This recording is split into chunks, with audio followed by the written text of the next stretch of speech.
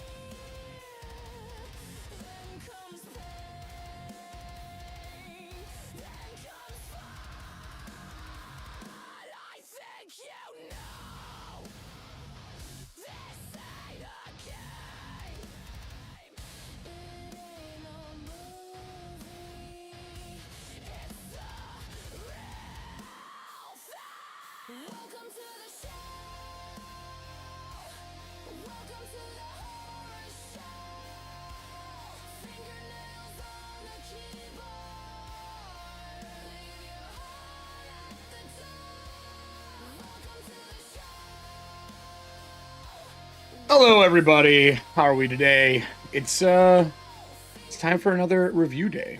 I'm toning the music down a little bit for everybody with the creepy family in the background. What the fuck was that? I just have it on random ones right now, and that was definitely random. So we did 2 yesterday. These are really time consuming doing them on air. I went back. I can't vote as a heads up because I didn't enter this year. If I would have entered, I could have voted. So I'm just putting my 3 categories down below, along with a little write-up and a good job kind of thing, and then a link back to the video. I timestamped the video from yesterday, so those who had things reviewed can go back and look at those reviews. I'm excited to go through this again. I love doing this. I wish there was more of these a year, like Shadowdark ones. Even, I would love to do a Dragonbane one at some point, too. I'm a big fan of that as well. So I read through a bunch of the stuff that was in the Discord. I went through that and kind of looked over what was in it. And then I had some people reach out to me and ask me to review stuff as well. And then we still have 2 from yesterday that I said I would look over, which is the Hero's Journey 2, and I think it's Abba's Last Breath, I think was the other one. So those are the ones I want to do. I read through people talking about how it sounds like it's going to come down to usability for a lot of these. So there's something we have to remember, and this is just as nerds. We're going to think the vibes are strong because a lot of us grew up with 8-bit or still love 8-bit. And the vibes are strong because of the stylings. Like, it really gives you, by making it 8-bit, it untethers that grimdark feel that we all have for Shadowdark. So I get where it comes from. I know what's going on. And yeah, you need an entry to vote, Nick. Yeah, it sucks. I didn't know. I would have put a piece of paper in that says I want to vote. And I would just put that in if I knew. I didn't know that they made you do that. Here's what it is. Have fun at Disney. Have fun at Disney. So we're going to be getting into this pretty quick. I got coffee. I may have to walk away at some point to go get more coffee to get through this. I'm exhausted. I'm on 2 map projects and everything else, all that kind of shit. So yeah, Nick, have we aligned on a lot of our stuff so far? Like on our thoughts? Because I know we're going to try to do a duo one again and teach a class. But did we align on the ones I looked at so far?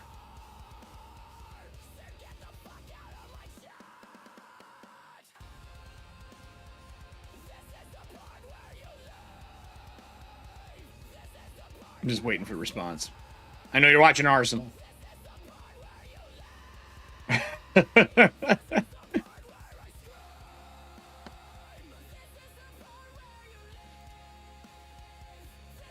I knew you were a Disney kid this whole time, Serving Hands. I knew you were a Disney kid. I knew it. Fucking knew it. I'm gonna get smacked for that whenever she sees me again. In general, yeah. Okay. Are you noticing any trends, like things that are similar in every one of these so far? Like, is there anything where you're like, oh yeah, this is the same thing? Like, everyone's making the same kind of mistakes. My big thing is everyone's using the 8-bit font for the text. I was pretty critical on a couple of them.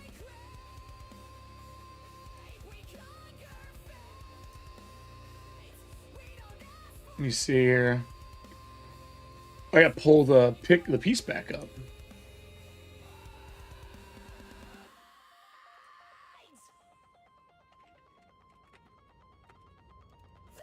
Trying to find my folder.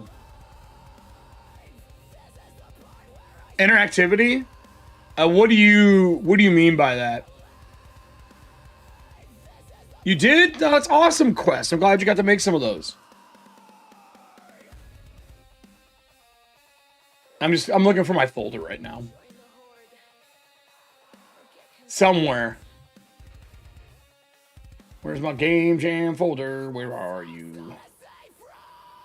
Game Jam? There we go. I thought I had it pulled up over here, but I apparently closed it yesterday. All right. So we're gonna pull up. Did I not download Hero's Journey? I thought I did. All right, let's go over to the table. Let's get this going. I thought I downloaded the Hero's Journey. Move, Acrobat. Some secrets in there. I thought I downloaded this. Last year, does anyone remember, did they knock against anybody for putting like an extra downloadable map and all that shit?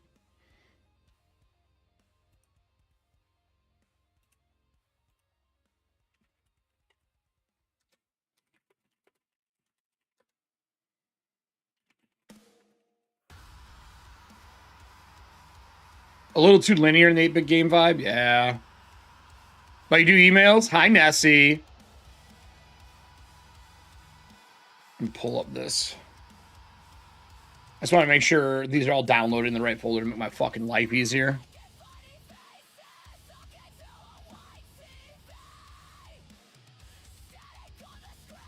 EFP, Game Jam. Gotta love when File Explorer is like, I want to take a break today. No, bitch. You don't get a break. There we go. Why is it weird? All right. So let's do this. I'm going to be writing down stuff. Okay, this is a 2-pager. Oh, is this a booklet? Is Hero's Journey a booklet? No, you did not go hard mode. Did you go hard mode, guy? I think you did. I think you did. I think you went hard mode. All right. All right. I'm about to zoom. This is going to be a hard one to review. The booklet ones are. I'm excited, but they're going to be hard for me to review because of the way they fold for me. So let me get my notes here. We'll go over voting, how it works, all that kind of jazz. You can see I've already downloaded the one that's here. Let's go back, take a look at... I did put one in for you as well. Let me refresh this just so you know. The Karen. I added this, put it in, put the votes in as well for you. Have everything kind of put together. Yeah, it's a little sideways, yeah. So, I'm going to make sure I'm adding those in. If I don't do them during the show, I will do them afterwards for us. For those who are new, let's go over this game jam again really quick. No, get fucked. I don't want that. I think I can click it from here. I can't. Jesus Christ.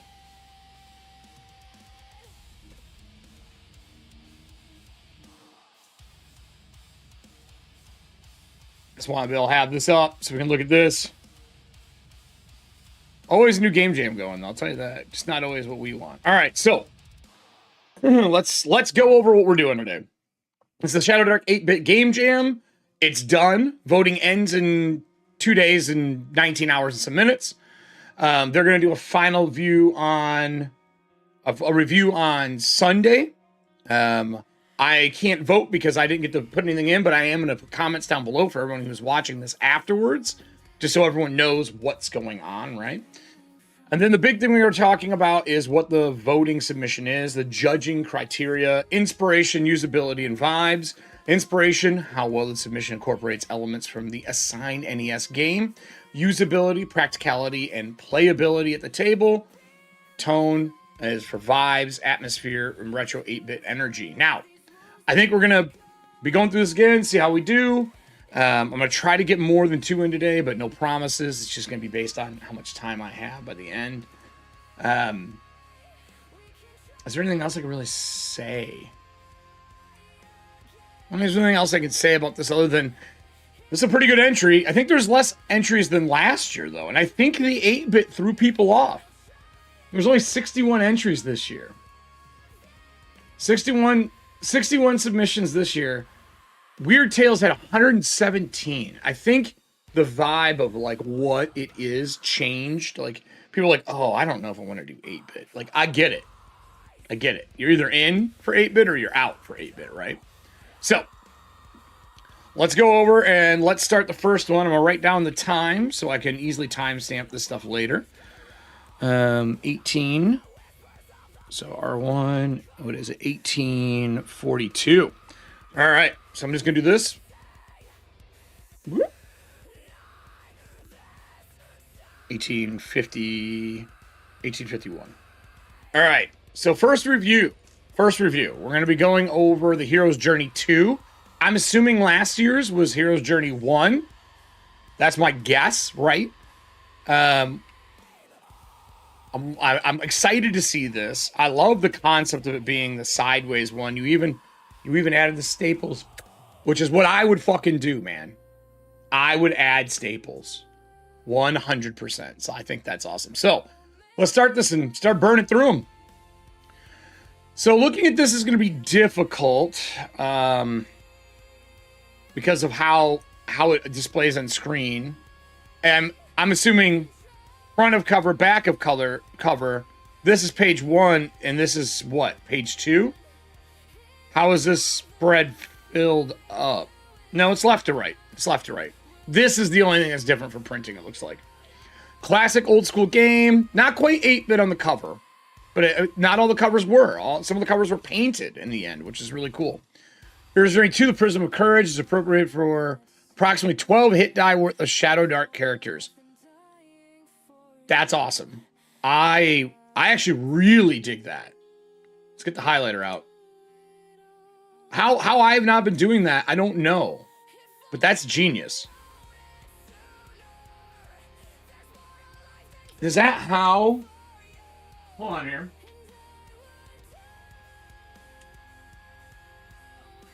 Let's get out my marked up book. Is that how it works in Shadowdark? Am I right in remembering that it is just encounters as hit die based, or is that something you're doing?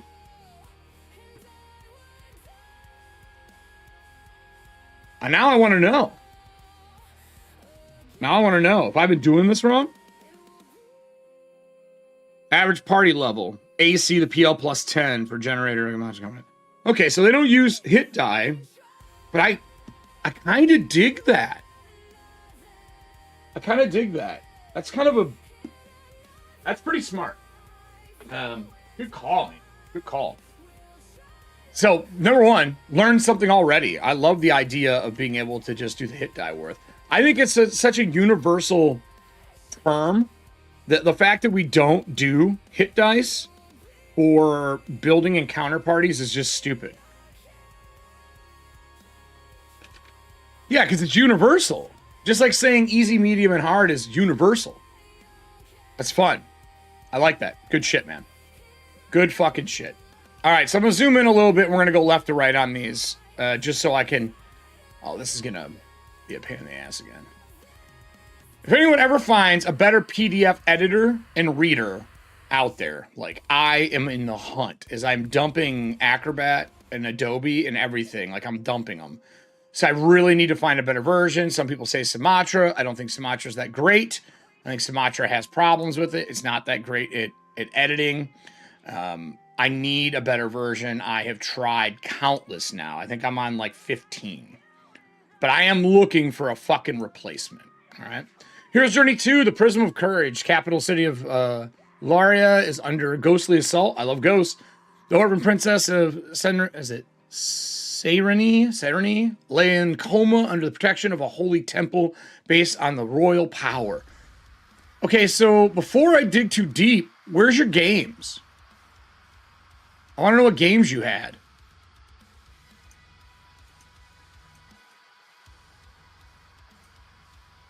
Now, okay, Acrobat's already choking. I want to fucking... I could have nothing running in just Acrobat and it would do this. Did you not put your games in here, man? Okay, here we go.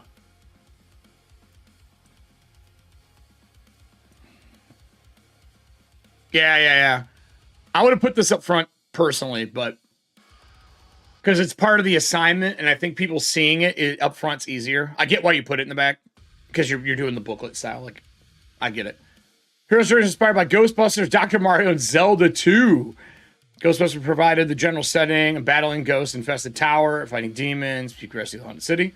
Dr. Mario was a heavy mechanical influence, gold, blue, and red tools, removing color-matched obstacles, and helped defeat color-matching enemies. Zelda 2 influenced the main level design, the classic lock and key dungeon, as well as theming and rescuing slumbering princess from Super. Okay, that's awesome. Prince Murda is both Zool and Zelda's brother, and is a synthesized entity, but it's Zool. There can only be Zool. The adventure also uses layering of Baron de Rop's platform-style escalation challenges, Cersei's Victory Loops-based design, and Kelsey Dion's Dion's class-based design. Okay, cool.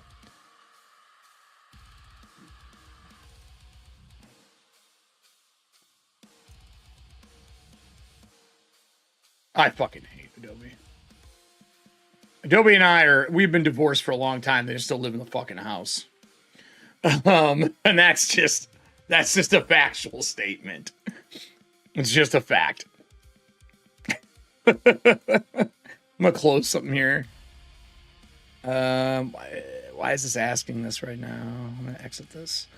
I have a program that's asking me to update something. It's like, nah, dude, I'm fucking busy right now. I really don't want you mucking my show up. Because that is what they like to do. It is what they like to do, everybody, if you don't know. Programs, if you're a streamer, will like to automatically take over something that is important to what you're doing and fuck it all aground. But anyway. What do we got here?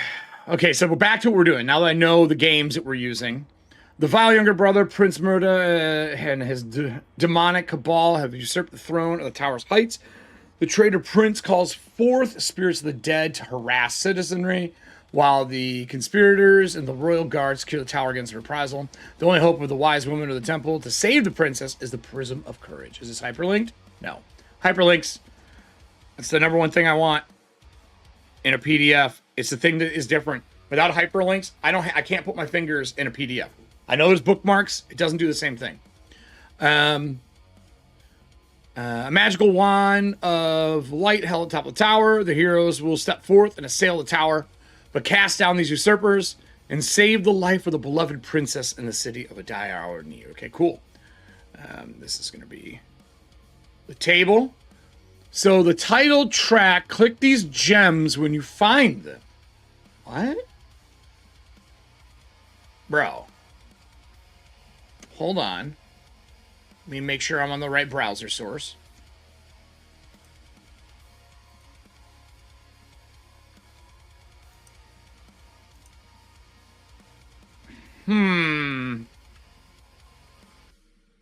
Let me stop my music. Did you embed music? Multi-read and 3D content has been disabled. Options. Trust this document. Always. Yeah, you embedded them. So I did this as well, right? And the problem I had was the file sizes. What is this playing under? I don't know if they're DMCA free, but I'll pop it real quick. This is the Acrobat Media Player. Nice. Cool, you added music, dude. That's a bonus. Did you compose the music, or did you find someone and just use it? Curious about the music part. I'm sure it's at the end as well. Awesome that you have those. I love that. That is... I did Plotted Adventures way back. I did it for Shadow the Demon Lord, and I was doing my own as well. And I found that the file sizes got so fucking big that I couldn't do it. Now, granted, I had like 50-something tracks. So I ended up just putting the tracks out as their own piece because they were Plotted Adventures. You would listen to it like a podcast, and then that would help you licensed. Okay, I turned it off immediately. But that would allow you to listen through it like while you're driving or doing something and take notes and then put them out. I really enjoy doing them that way. I've thought about going back to it now that newer design is worked. Noted in the credit source. I figured. I was more worried about playing it on stream. I mean, even if you just used it for this to hand out as a free piece, mine was more about me playing it on stream. That's all. So we got maps. I want to zoom out for these, it looks like. So, how would this print is, I guess, my question. Is it just one big A5 still, and you're just making it look like two books, like smartly cheating, like by having it split? Because that's what it looks like to me. That's the split. Pretty smart. Top and bottom like that. I'm working on something very similar that I can't say too much about. But mine is divided in the middle, so the top flips and the bottom flips separately, so you can do some stuff. I like this, though. This is cool. So this is your map. A4. Wise woman in a temple help the characters with information in any way they can. Rooms with candles, braziers, and demon fire are lit. All other rooms are dark. Guards tend to stay near the light and to carry them with. I'm going to move this over so I'm reading more into the camera for you guys.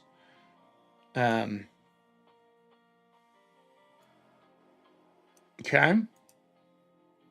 The gold doors can only be unlocked by the blow of a golden gavel. All right. What'd you use to make the art? I thought so, yeah. What'd you use to make the art? And how much, curiosity as a designer, how much extra space did all your audio take up for you? What did it make the file size end up being? Unless you're offloading it to a link on another site, but it popped up a player, so I'm guessing they're embedded. Doors at the top of the stairs lead to 30 foot up the next floor, where they're always matching open doorway. A deathly blue chill is extremely deadly, but can be broken away by the baleful bow. All right, so I'm assuming this is the fire door. And that's what it can blow away this. A little bit of the old Zelda design. Okay, I get it. All right, that's cool. The Grand Foyer is empty and echoing. Usually bustling tower is eerily quiet now. The citizens have fled. The characters step back outside. They can see the top of the tower, ringed in brilliant red demon's fire against the peak of the bleak night sky. Overlooking the surrounding city from the top of the tower, they can hear shouts and chaos of suddenly haunted city below. The Temple of the Mother houses 3 wise women who are looking after the fallen princess, where she lay comatose on the marble altar.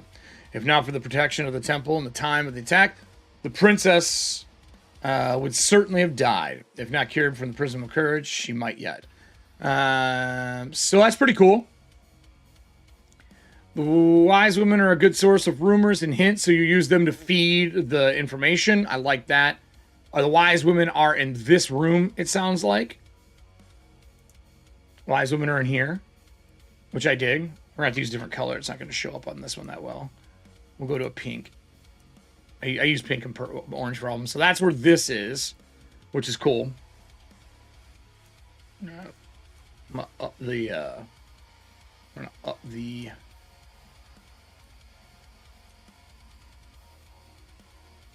I'm going to up the opacity on it. So I'm more of a drawing tool this time. All right. And then 3. So you got them numbered here in the corners, right? So 3. So 1, 2, 3. All right. The Great Hall, at times lined with tables, the festival, the feast lay deserted. In the wake of the prince's brutal attack, the large golden door to the tower's upper room, level 9s, loomed down. The golden door is magically locked and can only be opened by the righteous wrath of the golden gavel, room 7. Awesome that you're putting the room numbers. I appreciate this greatly.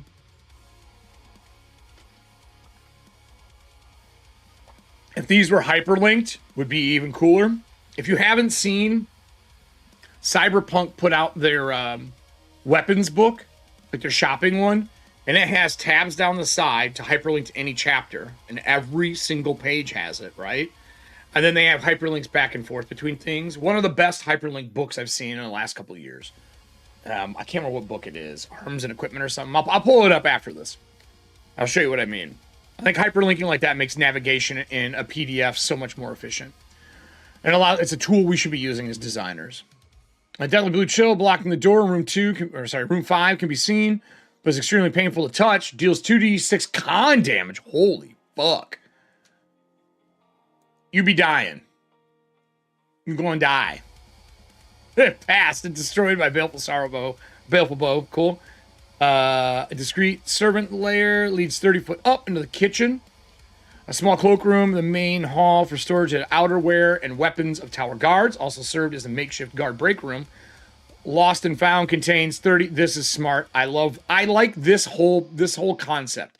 It's a purpose for treasure to be in a spot, and you're giving the location value instead of like just having a closet. You're calling it out, and it serves a job.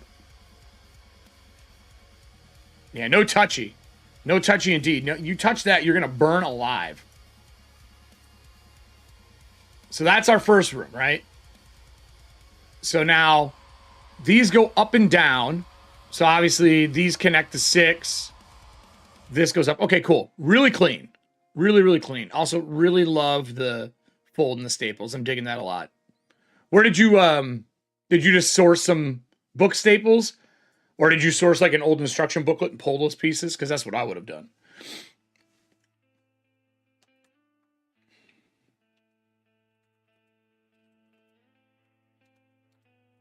So the first time the characters meet the Royal Guards, they will likely not have the golden gavel, but the second time it should be helpful. Okay.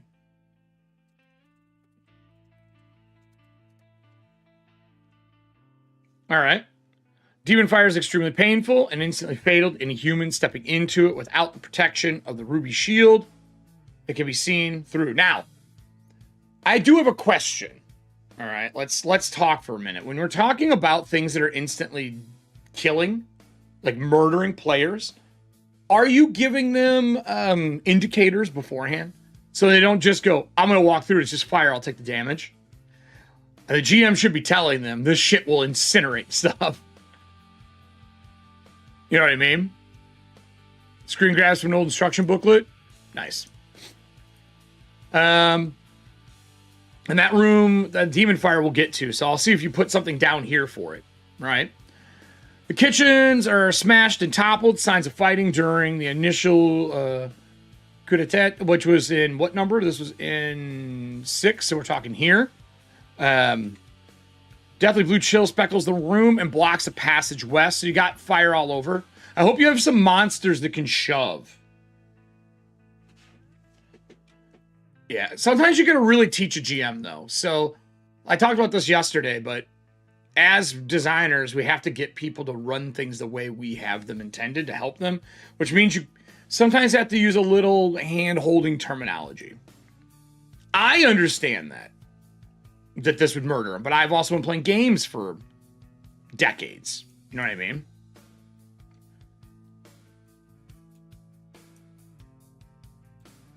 Can I? All right. I feel like I'm cutting part of this off on the screen. I am. I don't mean to be cutting this off. Let me shrink it a touch. See if that's better. It didn't help at all.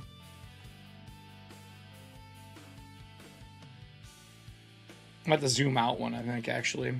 It's almost a little... I'm zoomed almost a little too close.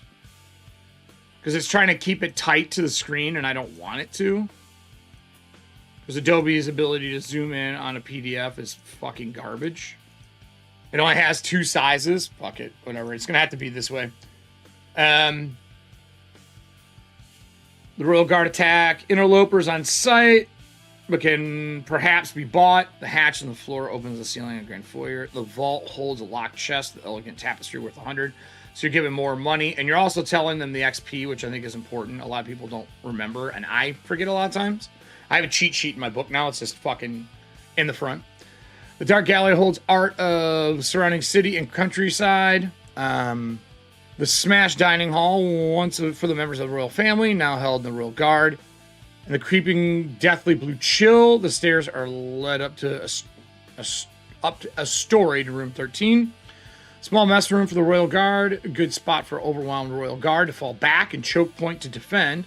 The burning armory is lit in blistering demon fire. Weapons of all kinds and Royal Guard chainmail and shields line the walls, weapon racks. The ruby shield, 3 XP, stands in the ceremonial plinth behind the flames. The stairs lead up to or come down from room 19. The demon fire blocking this room is incredibly painful to touch and instantly fatal to humanoids if entered without the protection of the ruby shield. So they match in color. And this is room 12, so that's this room. So they have to come in through here and down, right? All right. That's some work to get into there. And you got a Brutal Combat soundtrack here. Does this fire grow at all?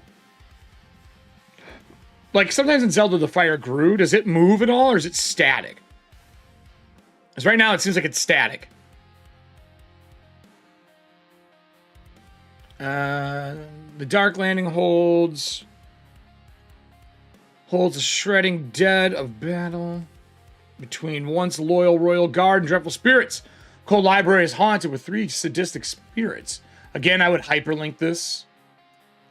Any of the monsters should be hyperlinked, just so it's easier to get back and forth through. Portcullis to the south is blocked by a deathly blue chill. These spirits hunt any humans, but the royal guard will pursue through the walls of deathly chill. The charring sitting room is lit by passages of demon fire. Quiet lobby. So you got some light too. So you don't always have to be carrying a torch. There does seem to be a lot of light in here too.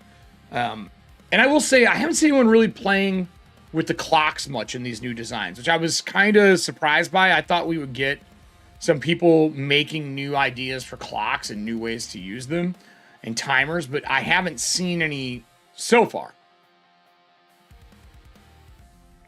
So I don't know if that's something that I'll see later from people. But nothing yet.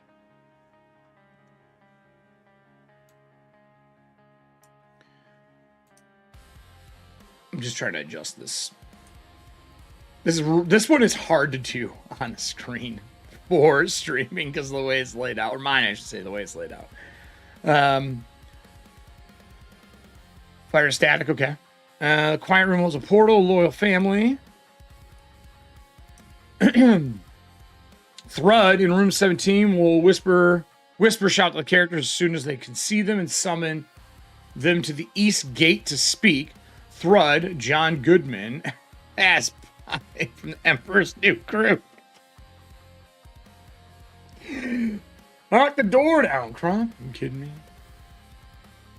Oh, John Goodman. I thought you were going to do Patrick Warburton. I was really hoping for Patrick Warburton there. Maybe I'll get him later. A smashed up storeroom. The hyperlinks that I added last night, all the monsters and items, because I knew you would say that. But it broke the PDF and exported. Yeah, because you have audio. It's so, dude, the audio fucks everything, man. And it also depends on what you're exporting into. Some things handle those fucking hyperlinks well, other ones don't. Smash up door room, current hideout of Thrud, a usually jovial cook who became trapped when the coup was launched. Thrud is willing to sneak to room 18 and turn the crank to raise the portcullis, though he is terrified. The issue is the crank is currently encased in frost of the deathly blue chill. Frozen Gatehouse holds the crank and raises the portcullis. It's cullis, right? Portcullis, I guess is what it is. Duh. Broken free, the deathly blue chill. Thrud should be able to open them. So, if broken free, so you would have to go into room 18 and break this. If you had the item, okay. Yeah, I know what it is.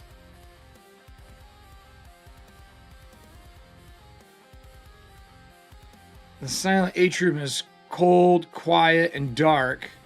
A stark contrast to the usually lively atmosphere in the royal family is much hosted here. Private more events, okay. Prism, see the princess. I mean, I love all the maps. I'm really liking the overall concept of this. I'm glad that you tried to add things.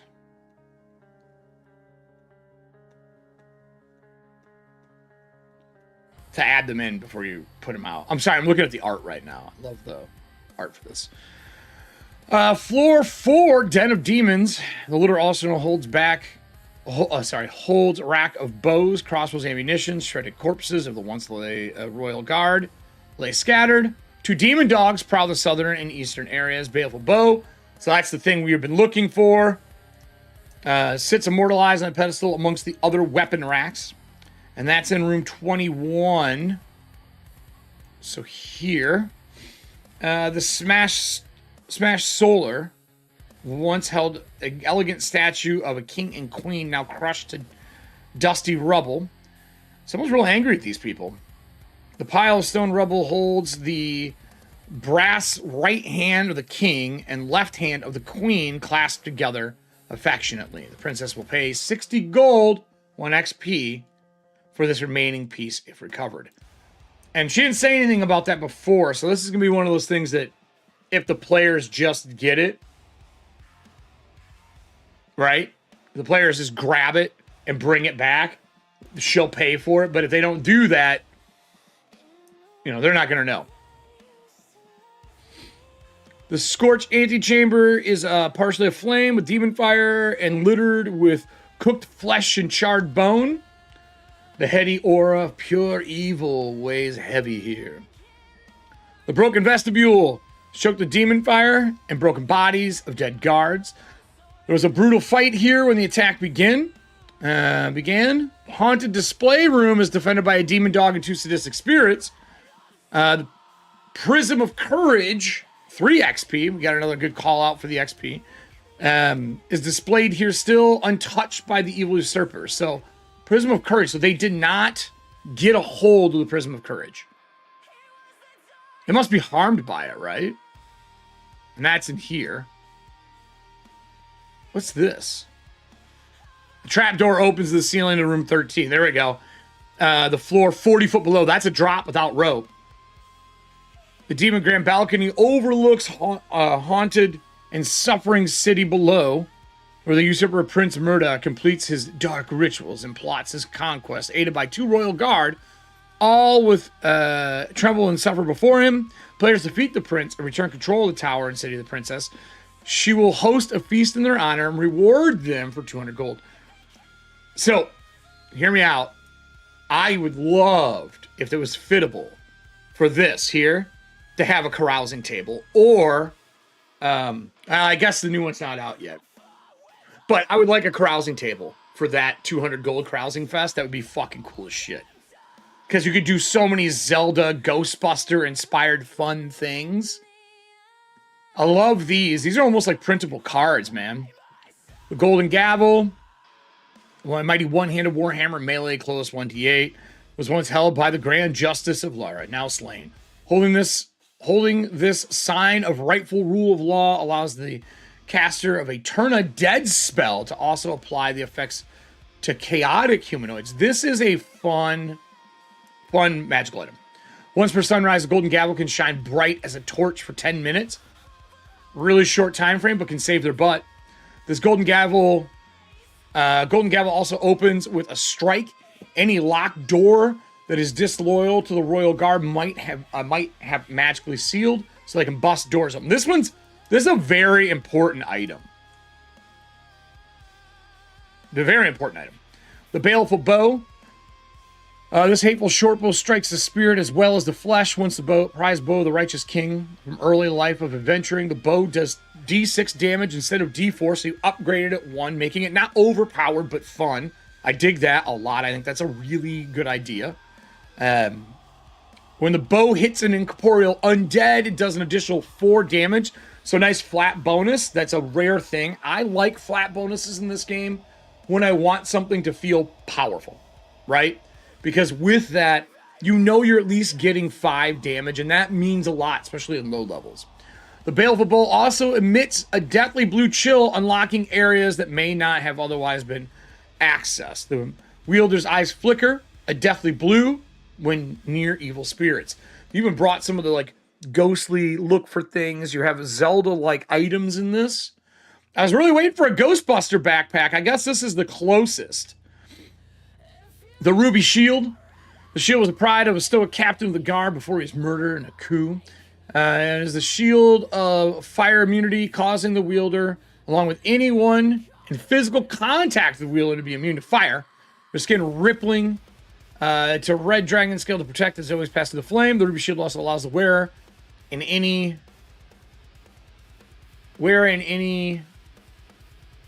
toughing them to pass. This should be touching, right? Touching them. Any touching them to pass through demon fire unharmed, though the shield does not remove the fire. So you walk through the fire, but it doesn't get rid of it. And then Prism of Courage. Called what? That I would see that? Once wielding by the wise queen herself, this clear and ultraviolet crystal wand is a wand of protection of evil. It is also focused on the wise woman in the temple of the mother. Room 2, need to rouse the orphan princess from her coma. I just want to point this out because it's an R-rated show. You made your wand a dildo. The Prism of Courage is able to function for the ritual needs of the wise woman, even if it has been used or expended from the day of the characters, but not if it has been shattered forever by a critical failure. I do love, I know you can only make it one way. I said I want a Ghostbuster trap. Yeah, trap, backpack, something. Agreed. I think a wand with a charging pack would have been really cool for that. Like if this had a backpack, that would have solved it. This art, though, is fucking spot the fuck on. Like, this art nails this shit. Like, actually fucking nails it. It's really, really good. Like, unbelievably good. I gotta fix this here. My Acrobat is not fitting in my other piece here. I have vertical and horizontal at the same time, so I can clip to make a bunch of good vertical content while I'm doing this. But this wide one doesn't want to fit in that, no matter how I reposition this motherfucker. Like, I've stretched it, I have moved it, I have done everything, and it's just like, nah, you don't get to do anything you want today. I'm Adobe. I'm Adobe, I own your soul. You pay $80 a month from me. Not much longer, bitch. So let's talk about monsters. Monsters are my favorite thing. For those who don't know, I love monsters. I am doing for Breachers. I don't know if I showed this. I was gonna do I thought about what you guys did here, and I was gonna do mine like these, like a recipe box, and do a recipe box 8-bit adventure. But then I saw I had Double Dare, and Mark always held those cards. But I do all my. Actually, I'll just go over to here and make it more. I do all of my monsters and recipes for the game on these. So they're like a full-on recipe card with notes on the back. And they're like a fake kind of recipe with a black box for stats. And then on the back, you get a monster. So I was doing them this way, and I'm looking at these cards going, dude, these are like fun 8-bit. You can put a recipe on the other side for my dungeon chef, dude. So those are really fucking cool. I dig that a lot. The monsters and the little like sideways cards look great. I know it's because it's the instruction book style. So Royal Guards, foot soldiers of the princess. They're royal to him alone. Oh, the princes, not princess. Prince. Royal to him alone. I've already been slain the brethren. Their captain does his innocent rumors. So they're working for this guy because they're scared of him. Anything unique about these guys? 16, sure. HP 4, sure. Longsword, sure. Dude, those fucking cards are so fun. I love when I hand a player a card and they get the ingredients from that, like at cons and stuff. Like, dude, what is this? I'm like, this is your new recipe you can make as a dungeon chef. But the monsters on the back, they can learn about them. And then I also put like magical items in the back if I have enough room. So overeager, once hit by attack, the Royal Guard is vulnerable to the follow-up attack, lowering their AC by to 13 until they can recover at the beginning of their next turn. The only thing I don't like about that is you're tracking AC for each one that's hit. I would rather put that weight on the player side since I have so much track anyway. And I would say if they were hit once before, the next time you go to hit them, you get a D6 bonus to hit them. Instead of me tracking it as a GM. Why? I don't want to track that shit and which ones have been hit and which ones haven't. As a player hit a guard, and he's going to hit that guard again, just give him a D4 bonus if you want. But it's easier to let them track that shit instead of putting it all on us. But I love the concept of the overeager. I would swap it to the other side of the table. And it also lets them roll more dice and have more fun. Right? Sadistic spirits, ghostly intruders from the land of the dead, sent upon the city, dark bargains of the usurper prince. Hey Logan, welcome to the show, buddy.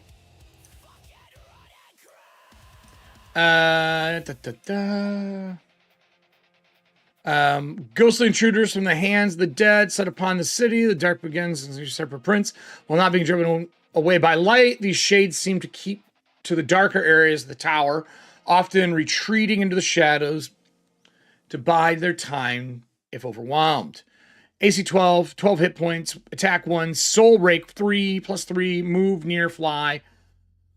Okay stats across the board. I like that you got them all in one line. Is the font size between these two different? No, I guess not. It's just it's broken differently. I see. Soul Rake, 1d4 damage, 1 con damage, death if reduced to 0 con. This is brutal if they also hit that 2d con. Incorporeal, in place of attacks, become incorporeal or incorporeal. Okay? Pretty basic ghost. It just does con damage. I think I would have liked to seen these things ramped up. Like, they're sadistic spirits, but and I know you name them that because they're usurper prince. I wish they had a little something else. You have plenty of space down here to add something to make the sadistic spirits feel sadistic. Feel like they're somehow more than just another ghost. And spirits are so powerful. There's some fun things you could do, like you could give them the ability to possess weapons in the room and attack with weapons in the room, because you have a lot of areas with weapons everywhere. You could give them the ability to fly through fire and catch themselves on fire with that blue fire and like wrap people up and like laugh while they're burning them. Like, I want something that makes them feel a little bit more than just this. So this one would be the PC bonus instead. I'm trying to draw the mouse. Oops.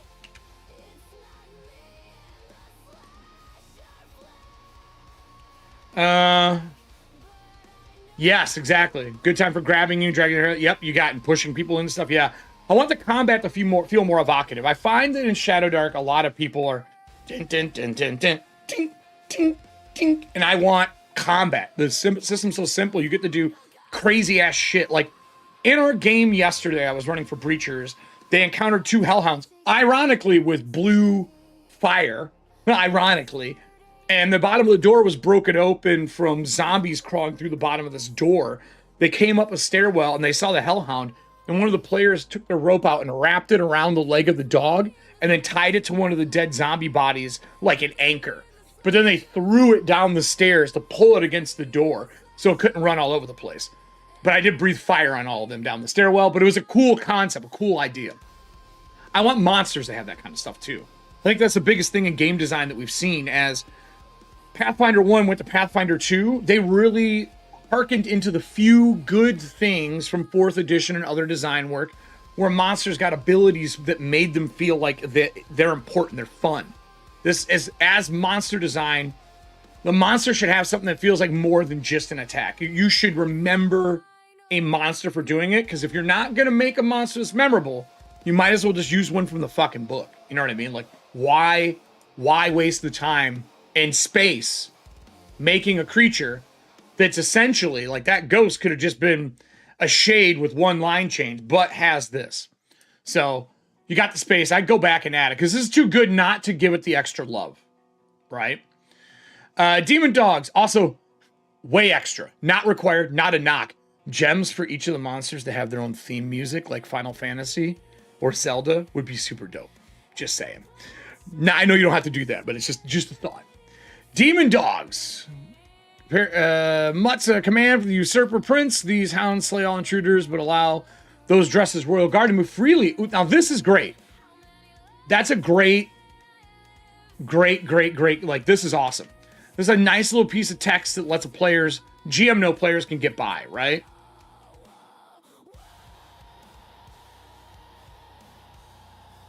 The overreach in PF2E was that the effects from the attacks get blocked. Yeah, there's too many conditions. They need to just happen. There's too many things where you get a save against it. But that's the nature of 3.5. And they couldn't go too far away from their source, right? I don't disagree with you, Nick. That is the biggest flaw, is the inherent condition tracking. Don't even get me talking about the original Starfinder. Impervious, fire. Okay, so what do we got here? AC 13, HP 14, attack 2, bite near. Oh, that's dangerous. 1 fire blast. These are hellhounds. This is a nice little added bonus. I would have put a pack tactic here because a lot of the times here, you have multiple dogs, and I would have gave them a fun pack move because you have them working together. Like, as long as there are 2 dogs on somebody in combat, they have advantage, or they do an extra die of damage. Just something else, just to give them oomph. The fire breath is powerful. And you tone down the fire, too. You have 1 fire blast far, and it's just 1 shot. They spit a ball of fire. So that's quite hellhoundish. The Usurper Prince, the hateful young brother. This feels like such a big bad villain. Good job. Orphan Princess. The prince has never been the same since their parents passed mysteriously. Now he will take what he should always have been his. AC 13 Chain. Hit points 24. Attack 2 Flaming Sword. Close. I had a Flaming Sword in my game yesterday, too. Iconic. Or Flame Blast Far. Is this blast? Is nothing AoE? I think I would have done near AoE on some of these things, personally. Immune to fire. Heat aura creatures in close. DC 12 con or on turn or 1d8 damage. Like that. Demonic draw. At the end of his turn, raises his arms in focus. At the beginning of his next turn, he may draw any near creatures within sight to close. A hit from a character carrying the ruby shield breaks this focus. Ooh. That's a really fun concept.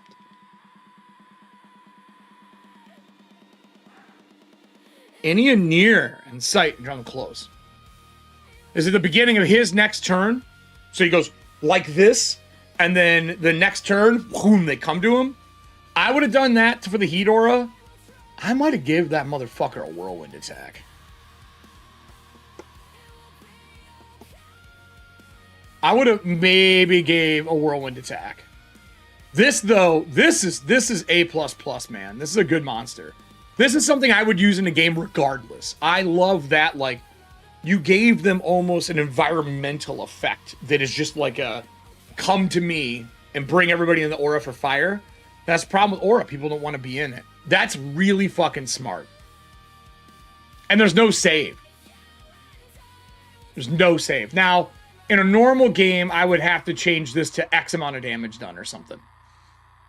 The Shade Princess. While her body lay comatose in the temple of the mother, vengeful spirit of the orphan princess roams the halls as her homes as the Shade Princess. She cannot tell her friend from foe. She cannot be reasoned with. She simply fights any and all to the death until she is destroyed. And bides her time to strike again. AC 13 leather, hit point 16, attack 1, dagger close near. She can throw it, 1d4. Stealthy, advantage on dex checks while sneaking and hiding. Cool. Backstab, deal ×2 damage against surprise creatures. This isn't how the game does backstab. I would have just done dice here. I would have done dice. Not a times multiplier, because it makes this game really weird when you start doing multipliers. Incorporeal, in place of attacks, become corporeal and incorporeal. So she's a ghost shade princess. She's got stealth. What level is she? 3? Incorporeal, you don't have to do this. I would like to see a possession for this or something. Like a wrathful possession. I want something that feels Ghostbustery, right? Like no one slimes anyone in this. Like, I would want, like, a sliming power. That maybe gives disadvantage on saves versus other thing. But you need something where these maybe the other spirits slime and her backstab goes up. Because you're writing these in a contained unit. Like, either they would have slime or maybe these guys have slime. Right?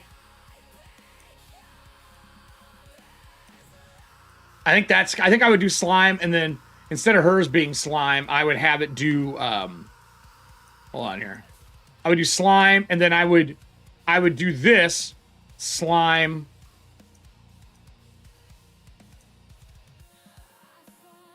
slimed, and then I would do plus dice. Because then she's like, boom, hitting him and exploding the slime on them. Dark encounters. A Shade Princess approaches from the shadows, attempts to assassinate a character furthest to the rear of the pack. Nice. I love this. Yeah, that would be really cool too. Yeah, Nick, exactly. If slimed, you can pass through the chill. The flames cause you to ignite. Something along those lines. You don't know about the sliming? It's Ghostbusters. Oh, her sliming. No. I'm saying if something's slimed, she does more damage to a slimed creature. Because she can, like, attack them when they're incorporeal or something like that. Right? Like, that slime lets an incorporeal creature do more damage. I guess that's a better way for me to explain it. 4 Royal Guard Patrol. The characters searching for intruders. 1 carries a torch in hand. They carry 4 more in unlit. 2 sadistic spirits wait in ambush in a dark room. Characters are likely to enter. 1 demon dog. Spirit. Frustrating the characters. Mauling her rest of the way. I would do 2 here. I wouldn't do 1. I'd do 2. You're going to have at least a party of 4. Consider using these in order so there's at least 1 opportunity for the character to have acquired an item. Floor 1 is safe. I would add this. Well, I love that you have this, right? But this should be above each one of these. On this thing here, you should have risky, desperate, roll every round. That should be on the map sheet. It should not be buried below a table. Because that is important information and hard like really important mechanics of Shadowdark. Is it safe? Is it unsafe? Is it deadly? Those should be on the maps themselves. Because the point of a map, yes, it's to be art, but it's supposed to be function and form. And the function is to deliver quick insights on pieces. So I think you should definitely have that there. And maybe even a mark for where tables should be rolled on the maps and a key. You don't have a key anywhere. Keys are something that almost everyone who makes a map misses. That's just my pet peeve as someone who is a cartographer. It is late. Good call, it is late. Yeah, it's very late. If you didn't read all the way through it, you'd fucking miss it. Just like I think this should be up front for you. I would have organized this to be in the front because they're going to look for it right away. I love all the fact that you gave everybody their information. Texture was some free pick. But overall, let's talk voting for this. I have a lot of comments that I didn't say because I wanted to read the whole thing. So there's a lot of really amazing stuff in here. And you went the extra mile on a lot of the stuff that's in this piece. Let me switch to this one. A lot of extra stuff in here that you went really far, really brought some good stuff into the game. My biggest problems that I have in here, like the things that I would improve. One, my question would be, did you get a chance to play test this? That would be my first question. Because right now, looking at it, you hit the classic dungeon crawl. You use some of the new rules for things. Combat is random encounters through here. There are a few planned combat sections. I don't see a lot of planned combat sections, though. And we're talking 1, 2, 3, 4 levels with many rooms. As me as a GM, random encounters are on a 1. And I don't know about all of you. No matter if I'm checking every dungeon crawl round, they don't happen that often. You need some planned encounters to pad situations. So I would like more planned combat in some of these rooms. I see you got a few, like 28 obviously is one, and so on. That's something for me as a GM. I think not having the negative in the playtest, okay. Yeah, it's a time thing, man. I get you. I get you. Also, this is something that if you can go find music that you can sell with what you're doing, like you can get access to the license, I would touch these up, redo them, and fucking sell it. This is a really unique piece. And if you can get it printed into a booklet size, right? Like chop it and booklet print it. This would be a really easy thing for someone to throw in their bag as a good dungeon crawl for a convention. You have all the first floor, like it says first floor, eerie entryway, all that. I think that's probably another place you could do what's risky and what's not. I also want quick access to things. I want to know when a room is going to have combat and not have combat, and where I should be rolling in my counters and when I shouldn't. Even though I reread a whole thing, the reason I, as a GM, do not like running pre-written adventures is I don't like memorizing a fucking adventure. I am doing too many things at once. So having the ability to quickly look at things and know where things are helps me immensely when I have to run somebody else's piece of art, like what they're doing. The good stuff, dude, nailed the fucking look on this. I can tell you got a little bit of a graphic design background.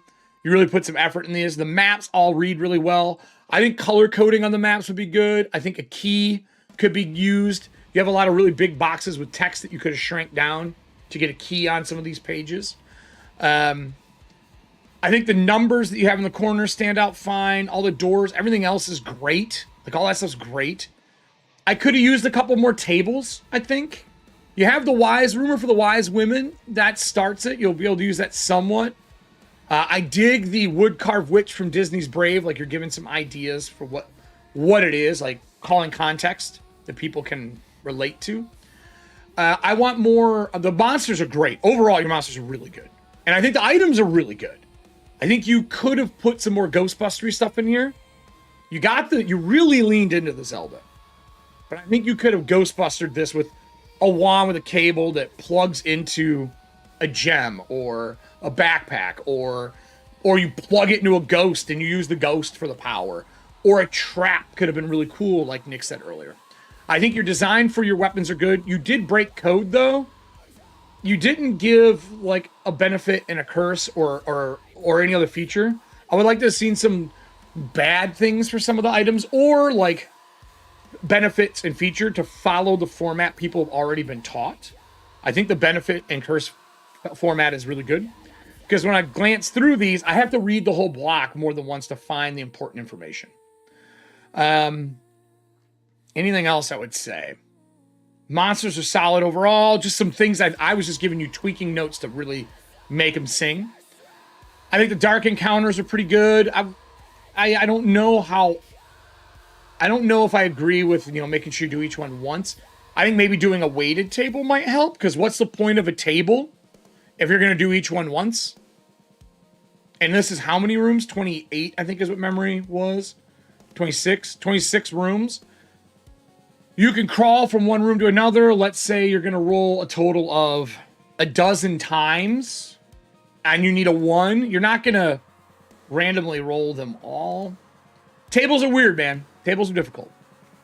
But overall, this is really good. So if I were to go through, let's go back over to the table here. And I'm going to write these, and I'll add everything afterwards in. Yeah. I think an escalating table is what I would do too, Nick. I think escalating or a reroll table where you can't reroll certain things. If you roll this, take the one above. It may be like there's one that you need to get, and you want to make sure that one happens out of a D4 table. I also think D4 tables are kind of not worth it. I want at least 6 or 8. A D4, the randomness really isn't there. I would have done a 6 personally. Or weighted. A weighted table. Yeah, you could escalate, but you can't escalate a 4. You're rolling a D4. You could just do an escalation chart where you start at 1. You know what I mean? It goes up. But I think I would have done the whole reroll matches, and I would have made this a D6 table. I think a D4 is too small, personally. I would have done a D6. This is a big area. It's 20-something rooms. I want more than 4 options. And I want some stuff that just isn't a combat.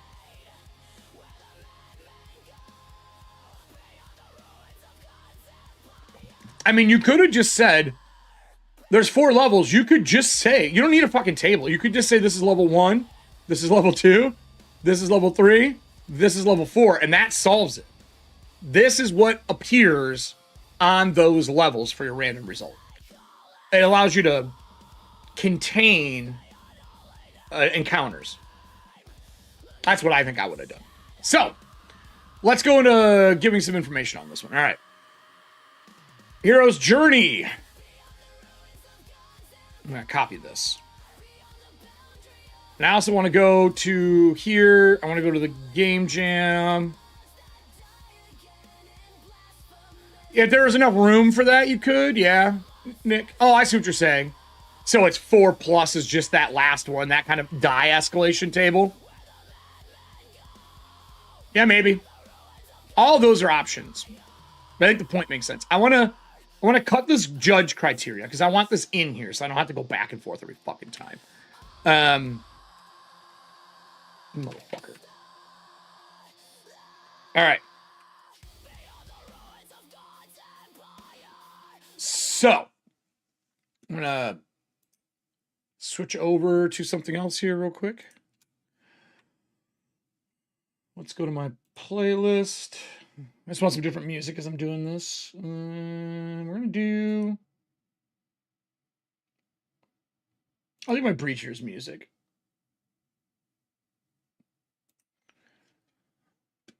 All right. All the music is I composed and put together over the last couple of years here. Because I got tired of DMCA strikes. I fucking hate it, man. My Christmas album was fun this year. This is the Breachers soundtrack, so it's all grunge music I did. So, let's talk. Inspiration. How well the submission incorporates elements from the assigned NES games. You had Ghostbusters, bro. I know you leaned hard into Zelda because I think Zelda is the easiest thing to lean into. I'm going to say this out loud. People can be mad. I don't think Zelda is that great. I think it's a monumental, as someone who worked in video games, a monumental piece of game design. I think that it changed the industry, right? Like that's true. But I don't think that Zelda is that great. I think it has some core mechanics, but nothing great. But man, you missed it. I fucking wanted some more Ghostbusters shit. I think it's a personal preference. I'm hovering on 4 and 3 because I really wanted Ghostbusters, right? Yeah, Dr. Mario is one of the inspirations, right? And I'm a huge Dr. Mario fan. Huge Dr. Mario fan. Like, so much so. And you use the color, you did say I use the color from these, which is true. And the matching and switching. But you could have little demon dudes all over the place fucking causing problems, tripping you up. A random demon table from him just doing his ritual, summoning small fucking little pill demons would have been great. I have to go 3. I have to. There's so many, you had so many things to pull from, and this felt really Zelda heavy to me.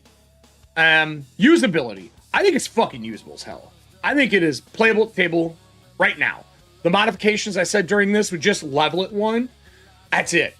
Vibes, tone, and atmosphere, again, nailed 8-bit. I mean, I almost want to give it a 5. Those pieces at the bottom, so good. The art, so good. I adored everything about it. I really do. Bill Demons? Whoops, I meant Pill Demons. But this is a really good entry, man. Really good entry. God, I almost want to give Vibes high. I'm sticking with my 3-4-4. That's my initial gut. I don't like over-mauling things. I like them to be really tight together. My advice to you is this deserves a rework. And if you can find a way to get it printed, like those old chickless fucking black leaf no pamphlets or like an actual instruction booklet, if you can find a way to get that printed on that nice gloss paper or something along those lines, this is a sellable product, especially at a booth. It'd be really cool if you had these, you can put them in your backpack, run them in a game. And if you don't do the small, you do the big, I would want it in a ring binder, I think, so I can flip the maps and keep the other stuff separate, maybe. Well, I guess they're connected. Doesn't matter. But I think this would be a really fun adventure. Maybe you just print it as a regular zine. This is such a good piece, dude. Go back, get into the past, play test this thing 2, 3, 4 times. Have somebody else run it. That's the key one. You need somebody else to run your shit to know if it's actually viable. We've all made this mistake as designers. But good fucking entry, man. Really good fucking entry. I'm highly impressed by what this is. Looks-wise is probably my favorite looking so far. So with that, we're going to go on to the next one. I hope this helps too. Common, I hope this helped you kind of look over things, make cool stuff. Like, we're doing this to grow as a community, making cool shit. So I hope that does that for you. It helps you build better things. You know what I'm saying? Yeah, you're more than welcome, man. If you want to see any of my work, I have a whole bunch of stuff that's up over in Itch right now. My last year entry that I never went back. I'm telling people to go do things, but I went back and started doing the full moon edition, and then paying jobs came in for work. I haven't got to go back. I do want to do the full moon edition, but you can see mine from last year, and then you can also see Breachers is on there. All my stuff for Breachers is there, including my 2 class books for the Berserker and for the Cartographer. So, next up, let's go over bats.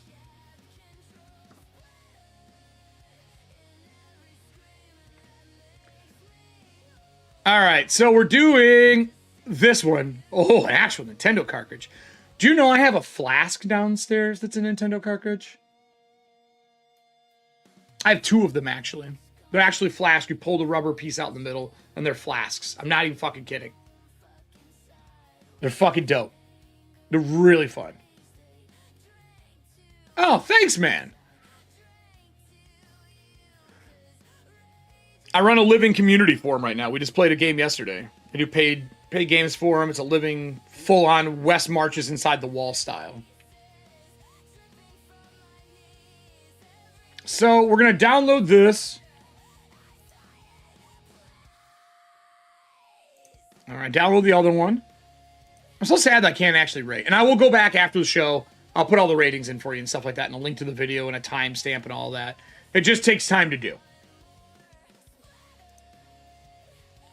So, you know what I did not do? Ooh, I forgot to do this. Does this have a page? So I noticed this the other day that some people did put pages up. So hold on here. Let me.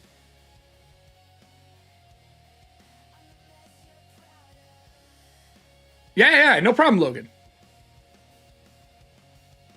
Thank you for letting me know you're kind of busy. We'll just kind of talk, and if you respond, dope. If not, no big deal. Where submissions? So I noticed when I did this earlier, I didn't go and look, but like I was looking at this one from yesterday, and you could go to the project pages, and my dumbass hasn't looked at the project pages. Nope, I'm doing yours on Saturday, dude. So people have done project pages. If you guys haven't taken the time to click and look at the project pages, I highly recommend it. I get your fan up. It is so fucking hot in this room right now. Hold on. I'm switching to shorts.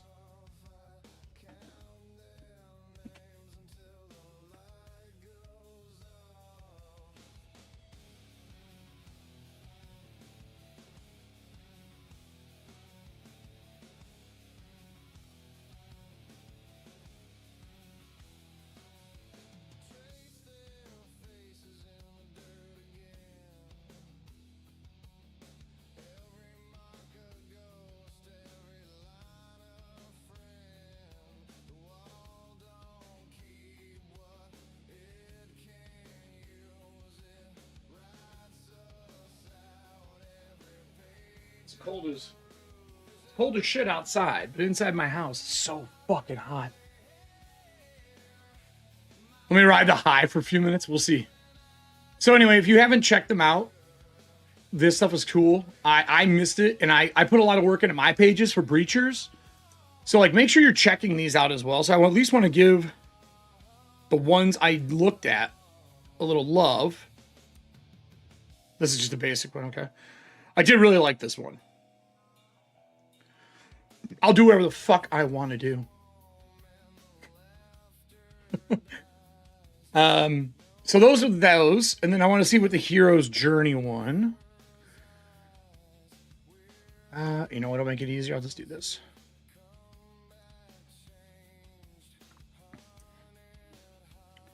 Did you make yours look all cool? Yes, dude. This map, I don't know, man. If you go back and put fucking Ghostbuster shit in here, I swear to God.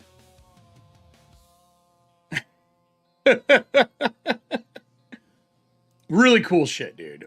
All of these have been really fun. Like, I'll show you. Let me open up mine. Is it this? Yeah, so like if you go to Cartographer class, I made all my backgrounds and stuff match for mine. These little banners across. I had a lot of fun making these banners, by the way. These banners were super fun to make. It is a proper video game. Yes, dude. That's a great way to say it, Nick. That thing was a proper video game. Super fun. So, let's go into this. Let me get it opened up. I want to make sure I save the work I did on this one, because I like saving my highlights. That was Hero's Journey.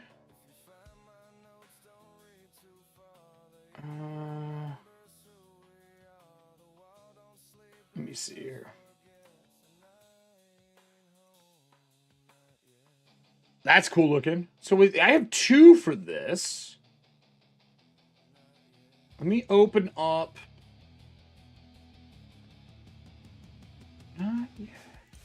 Huh. I'm trying to open this other one. There we go. I said I would do this one, so I want to go through it. Is it not going to open? Bitch.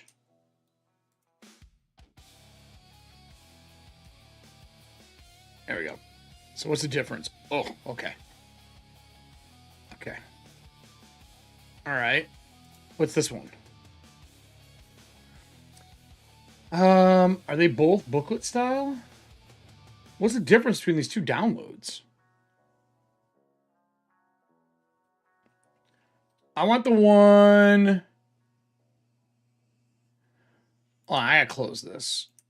We're gonna open the one that is from today. I don't want to open the wrong one. I have one from the other day when I downloaded. That's what it is. No. I just have the old one too. That's all. All right, let me go to view. Enable scrolling. Woo! A lot of white. My eyes are bleeding. Single page view. Okay. Let's got some. I remember seeing this in the write-up in the Discord. So let me get things set up here. I got it working now. All right. Yeah, I just have 2 of them downloaded is what I'm saying. So let's get our new time. 1:27:50. I'm gonna do the same thing I did last time here. All right, 1:27:50. We're doing the next one here. This is is it Abba's Last Breath? I think that's how I think that's right. Abba's Last Breath. Full on booklet style again for this one. I dig this art immediately. This has some like retro kind of feel. I love the sword through it. I love that. Shadowdark, an adventure for level 5 characters. I personally, and I know this is an argument for people, I love cutting pieces of words out like that when I'm doing design to let your brain do the work. I don't know why, but I always enjoyed it. An NES-inspired Shadowdark adventure, setting, maps, NPCs, new items, and spell. All right. So we got the DX Logan. You got that cool symbol that we've been using. I've seen a couple others now. I'm going to have to zoom in for this one, everybody, because just how it is. All right. Let me see if I can... Did you get Toad... Oh, you got something in Mac. I thought you got Toe Jam and Earl. I was like, how is that even fucking possible? I drew three very different titles from one another. Thankfully, there are a lot of areas of overlap. I packed a lot of aspects from the 3 games into the game I designed. I also drew on the NES aesthetics and limitations to create the finished product. There are many references, call-outs to all 3 games. If you want to know more about details, visit my blog.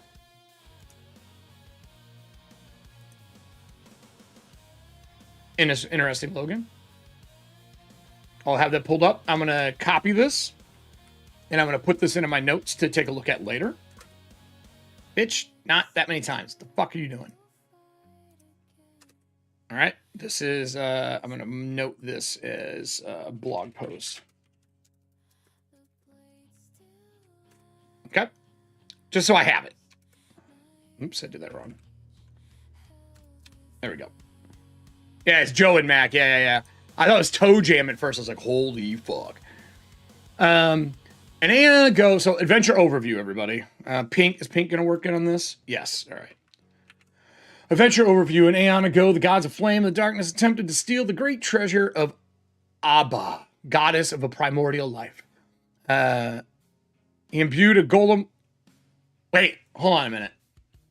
Goddess and he. Great treasure of Abba, goddess of primordial life. I might be maybe it's supposed to be she imbued, golem-like being with power, and placed it in the part of the jungle most aligned with his nature. To defend her treasure, I guess we're talking about the person. To defend her treasure and protect her worshippers, Abba had them hidden away to protect her greatest possession, a tremendous beast was created while combining many of her powerful creatures. The war dragged on, eventually leaving many followers dead and a jungle locked in a cycle of darkness and war. Both gods have since passed from her existence. Still, the last of her power remains locked in a precarious balance. Still, the last of her power remains locked in this precarious balance. An endless war, no one is left to win. So, the last of her remaining power will fade from the world. And only the prize will remain. All right. Rumors. Yeah, baby. Well, I like the color code here. I dig this. This is kind of cool. Current high scores. This is smart. This is smart. I dig this a lot, actually.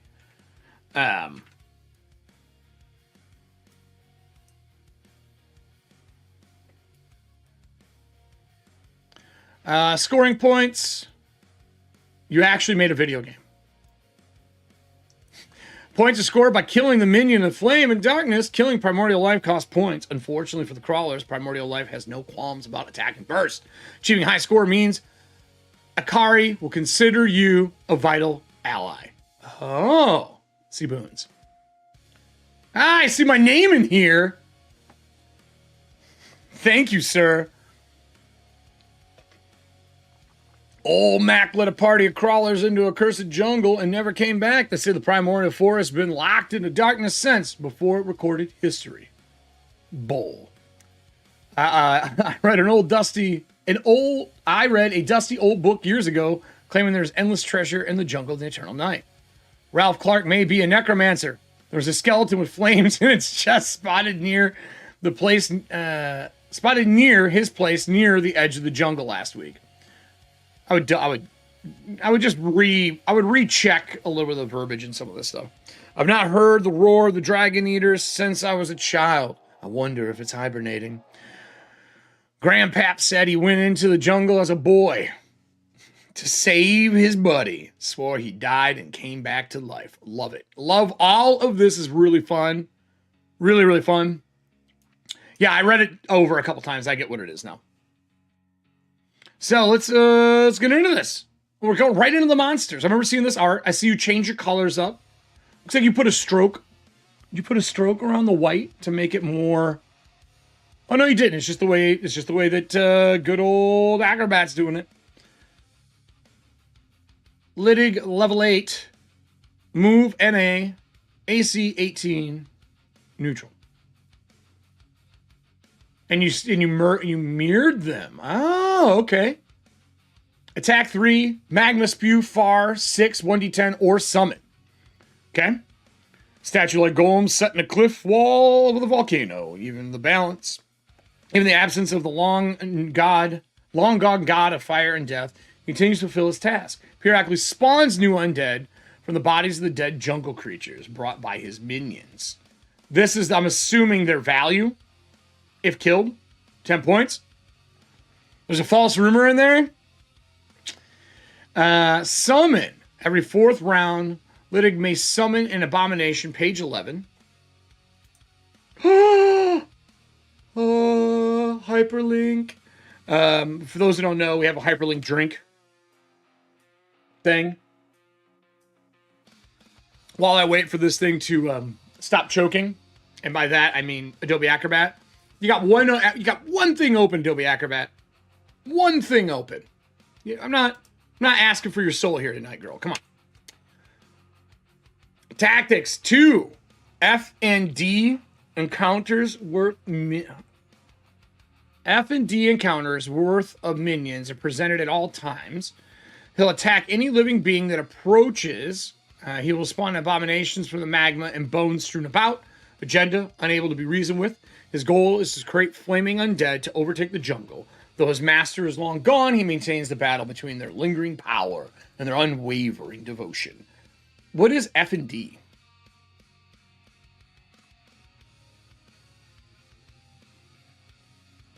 What is F&D? Is F&D a thing? I'm assuming. Lots of tables in here. I kind of dig this style of game. What is F&D? I'm just looking to see what F&D is. Man, you packed a lot into this fucking adventure.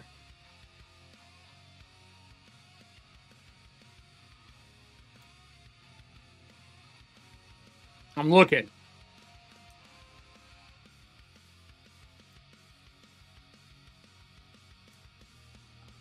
Oh.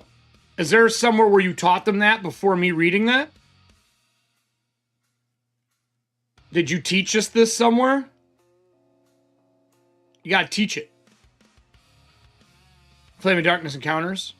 Because that's, I mean, it's not the name of it. I'm just making sure I didn't miss it. I'm making sure I didn't miss the vital point where you're teaching Flame and Darkness. I'm not opposed to abbreviating like that, especially if you've taught it. So is it in the account? Is there a flame and Flame and Darkness counters here? So Flame and Darkness, you should put the abbreviation above it. Right here. In bold. And then hyperlink it. If you're going to teach that way. Not opposed. Again, all about saving space. I 100% understand that. All right, next guy. Mac Duck, level 4 fighter. Yeah, you think so. But I would have had to read a couple times and hunt around until I found it. You know what I mean? This is just one of those things that's through playtesting. This shit just comes out in playtesting. You're never going to catch it all in the game. Proud but insane, blinded by greed, he led a group into the jungle, all died with him. He's been here since. He won't leave them behind, on bad terms with Akari. I love that we have two that have Akari. On bad terms with Akari, due to the killing so many primordial beasts. He rarely strays far from the temple with the remains. He's afraid the undead will take the bodies away and be turned into awful monsters. Talk to himself. Yeah, he doesn't want to be turned into a flaming skeleton. Warren, chainmail plus shield, tactics will fight anyone who approaches his friend's bodies, generally willing to help crawlers fight, but has trouble recognizing friend from foe, especially helpful if offered means they restore friends. For this kind of stuff here, you might want to... Hold on. I get what you're doing. I agree with what you're doing. Like 100%. But something I've been looking at doing for my adventures coming up is we forget there's mechanics put into this games to do stuff. And I thought about making sure that the reaction is baked in. Right? Also, am I the only one who wishes that the experience stuff was on here? I almost wish there was like one more and there's experience stuff on here. But maybe bake a reaction in so that the reaction starts at X and with a good roll, Y will happen. I think it's a really fun way to handle that. But I like that you're giving tactics a lot. Agenda, he desperately hopes to restore his friends to life, leave the jungle. They've been dead too long for the altars of Abba to work. All right, cool. Akari, cleric. Ancient. He lives through the fading powers of Abba. As the power wanes, he's eager to protect Abba's last breath. He's aware of the crawler's actions and will react accordingly. First encountered sitting atop an altar of Abba, peering into a jungle, reflecting another area of the jungle. Minus 50 points of attack. Ooh. Smart. I like that there's a little gameplay thing. I almost think I would have put the gameplay points in a different color and popped them. Or putting them somewhere static, because I feel like GMs are tracking points. A tracking sheet would also be good. Maybe there's one at the end. I obviously haven't gotten there yet. But a tracking sheet for points would be kind of fun. Like having each person that gives special points and then a box below to track. It just helps teach people through showing. I think that makes a big difference.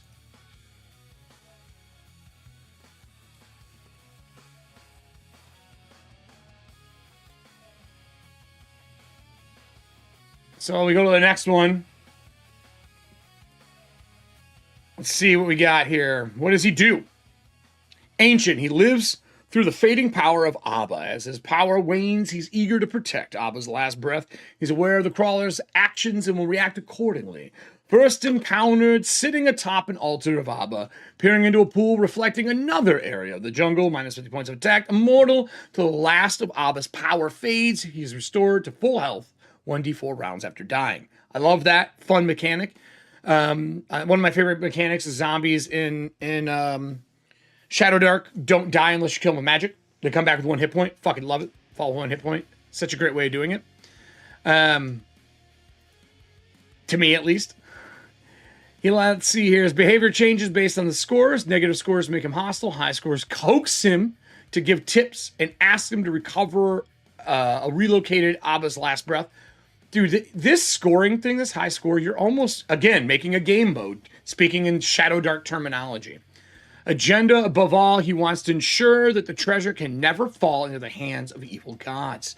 If he trusts someone, he would ask them to hide the treasure somewhere it can't be coveted or found. Okay, cool. Unique items. Ooh, the little fucking controller. Altar of Abba, massive altar with strange shapes and symbols.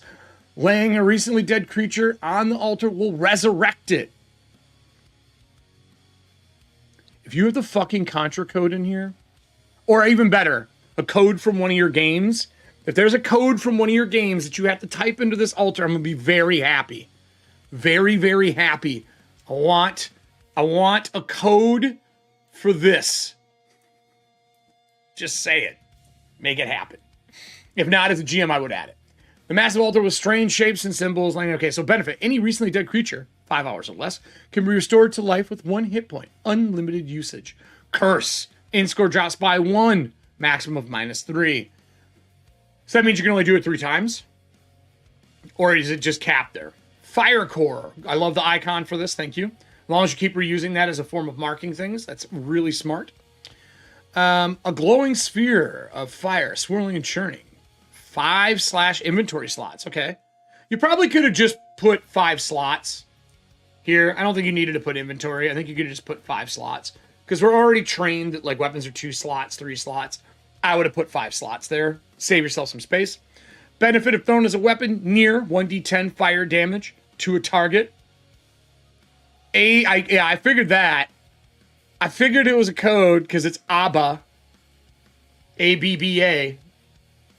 I just didn't want to say anything yet in case we got to it. Caps loss event. Fuck that. Fuck them. Fuck them. I think that with this, if they hit 0, they turn into a fiery skeleton. But I turned into a skeleton so they can be turned into a fiery skeleton. I'm just saying. Fuck them. Last breath of Abba. Abba's most treasured item. Oh, I didn't tell you what this did. Throw a weapon near 1d10 fire damage target. A magic user can use it to imbue a target with fire immunity for 2d6 rounds. This is a really cool thing. Does it break afterwards?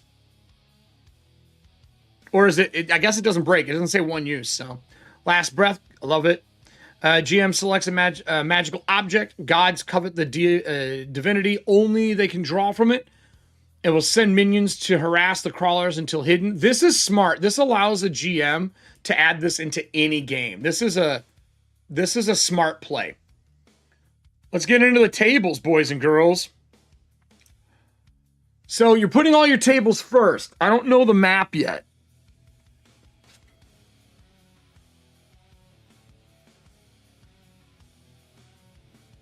I guess, okay, I'm already going to be wondering, how does this function in my head? Because I'm going, okay, there's a lot of info.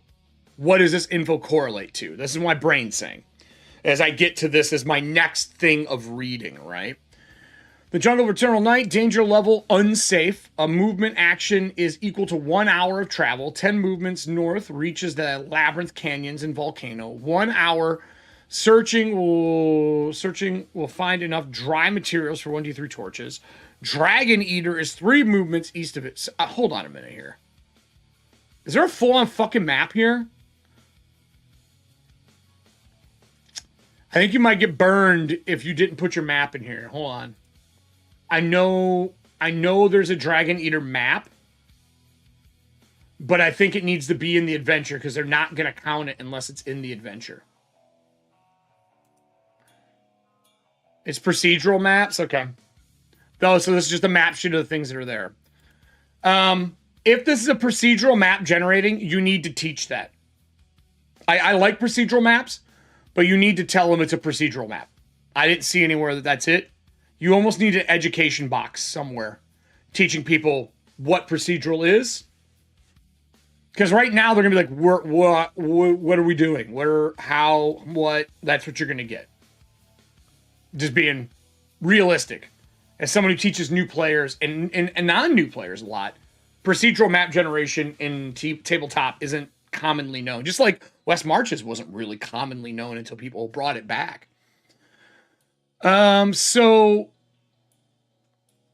I'm assuming we start here in the green, right? Is there anything that tells us we start somewhere else? I just want to clearly figure out this part. There's rumors. There's this. Nothing says starting there. I'm gonna assume we start here. That's missing. That's 100% missing. You're missing the how. 2d8. Moonlit clearing, double dim.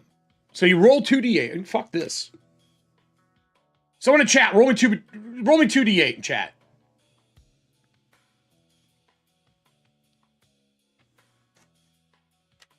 Someone give me a D8, the D8, D8, D8 separate. It's exclamation point 1 D8. And we'll look at these and see what we get as I'm reading through them. I'm just going to write down what it is. I want to see what it generates. We're testing this. This is the whole point of doing this. Thick vines entangle everything in this area. Disadvantage in combat. Quicksand swamp. Yeah, I think this is supposed to be a gap there. No big deal. I don't really care about the grammar mistakes that much. As much as I care about the process. Making travel risky. 2 hours travel. Dex 13 suffocation. 100% for this second one. You need a cheat sheet, man. You need a cheat sheet and a recording sheet. A record sheet. Could have been the back of the book. Something to record your journey as you're going through. So we got a 6. So we're going to be doing the Runes of Stone, Temple of Abba, Idol of Abba, always present. That's our starting area. So we did 6 first for the location. Cool. Someone roll me another one. Another exclamation point, 1d8. And then complication. So this is like, we get to the site. This is the complication of it. I'm going to roll 2d6 down here while you guys are doing that to get this together. 4, 5, 6, 7. Okay. Now we got a 5. So 1, 2, 3, 4, 5. Treasure, D4, 1. Idol Abba, else treasure. Idol of Abba, else treasure. 03 page 207, protected by trap. Okay. Let me digest this because that was a lot in a sentence. Treasure is a D4. 1 equals. Is that supposed to be 1 equals the Idol of Abba? Is that supposed to be an equal sign?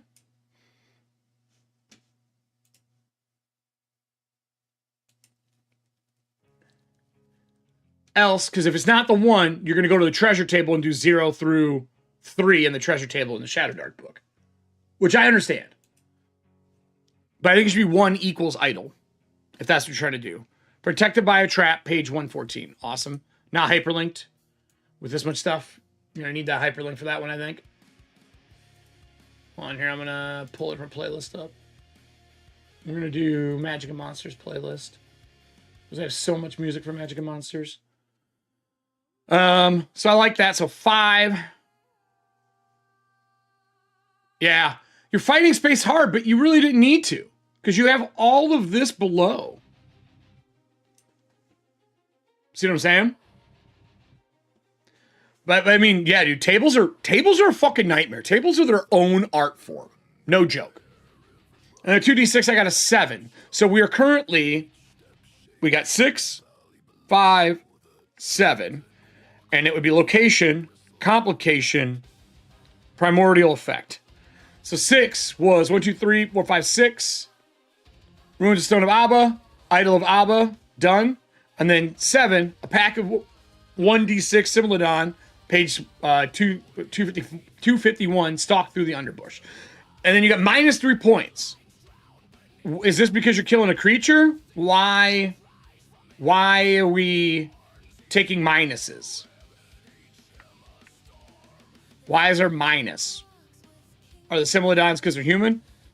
You have these penalties. Maybe here you could have explained what the minuses are. And then for anything extra, you have a lot of dead space in here. If you were to use a different font, you probably could have taught people in the table. You know what I'm saying? Stats included in the manual. Okay, cool. All right. So here's the other thing. Movement action is equal to 1 hour travel. 10 movements north reaches the labyrinth, canyons, and volcano. 10 movements. Is this the canyon and volcano table now? So you're not supposed to kill them. People are going to try to kill everything. You're going to have to. You're going to need something to teach them that they're losing points. Like what? There's nothing in the previous part that says killing animals is bad. Right? So that's the one kind of question I have for this. So how do I move from green to yellow? Because that's what I'm going to call them. This is the Labyrinth Canyon. 10 movements. 10 movements. You don't have to answer this. I'm talking out loud. You're driving, doing stuff. No worries, bud. 10 movements north reaches the Labyrinth, canyons and volcano. 1 hour searching will find enough dry material. So you got a way to get torches. This is actually cool.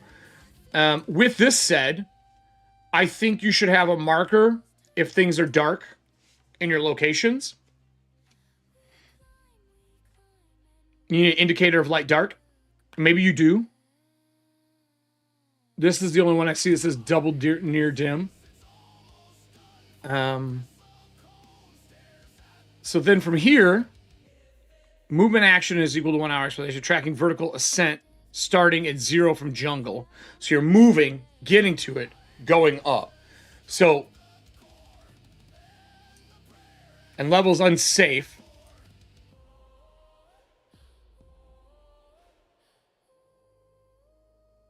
I'm just trying to dissect this for, like, if I were to run this. Because I love the concept. You need to say that somewhere, then. Everything is considered darkness, unless I missed it. Again, I could have missed it. There's a lot to digest here in a one read-through.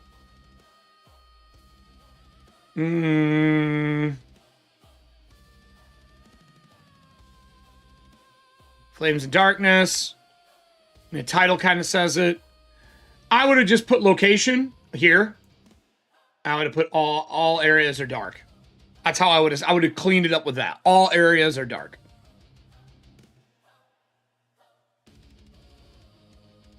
Doesn't, yeah, I know what it's called, but that, yeah, the concept of what something is called and what the effect of what things are, you can't assume people will do what you want them to do as being seen. Like I'm trying to do this fast, obviously, because I'm not running this. I'm I'm reviewing it. But I think that just having a darkness thing here, yeah, easy cleanup. Easy. Nothing wrong. I think you have a great start to this, but boom, put a little darkness up there for the location. Easy to do. So my thing also is Jungle the Eternal Night, right? And it says I got 10 movements north. So that means that 1 hour travel. We're an unsafe. If I remember correctly, isn't unsafe every hour you check for overland travel? Like, that's the other thing we're going to be looking at. So let me look at this. Running the game. Oh, if you guys don't have these, those little darts that you see, those metal darts, best thing ever for doing this shit. Oh, super easy to miss it. Super easy. Again, Logan, not picking. I want this to work. So that's the reason I'm doing this. I want all of these to be successful. Unsafe is every 3 rounds, but I thought in hex travel, let me look for hex. I think it's hours and not the same. Hex travel 132. Because I crammed a lot in mine last year too, and it kind of bit me in the butt. So it's every time you move into an empty hex, roll a new hex table. So I'm assuming one movement action is equal to 1 hour of travel. Maybe this should be 1 hex.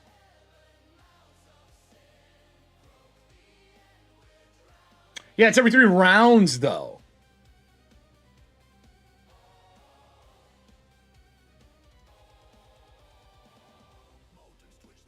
Huh.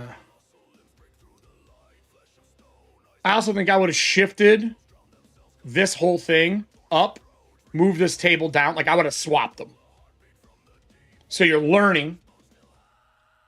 Then you have the primordial encounters. I know you're trying to do the table roll. So maybe I would have done... I get why you did it that way. That's a tough one. That's a table issue. But I would have wanted them swapped. It is larger, just still. I think I would have swapped them. I think I would have risked it. Because when you roll the primordial encounter doesn't work, you could even roll primordial counter location, complication. And then all you have to do is teach the order to roll. It would be pretty easy to do. So what I guess I'm trying to figure out is when I move to yellow. I get that it's 1 in 3. 1 hour travel. There's some clarity here for like when we move on. There's too much assumption. I guess that's the best way to say it. There's too much assumption. Because I see the danger level, safe, unsafe, risky, deadly. And not everybody has the Curse Scroll 4 yet, which has got more of the overland stuff. I think there's some in 2 as well.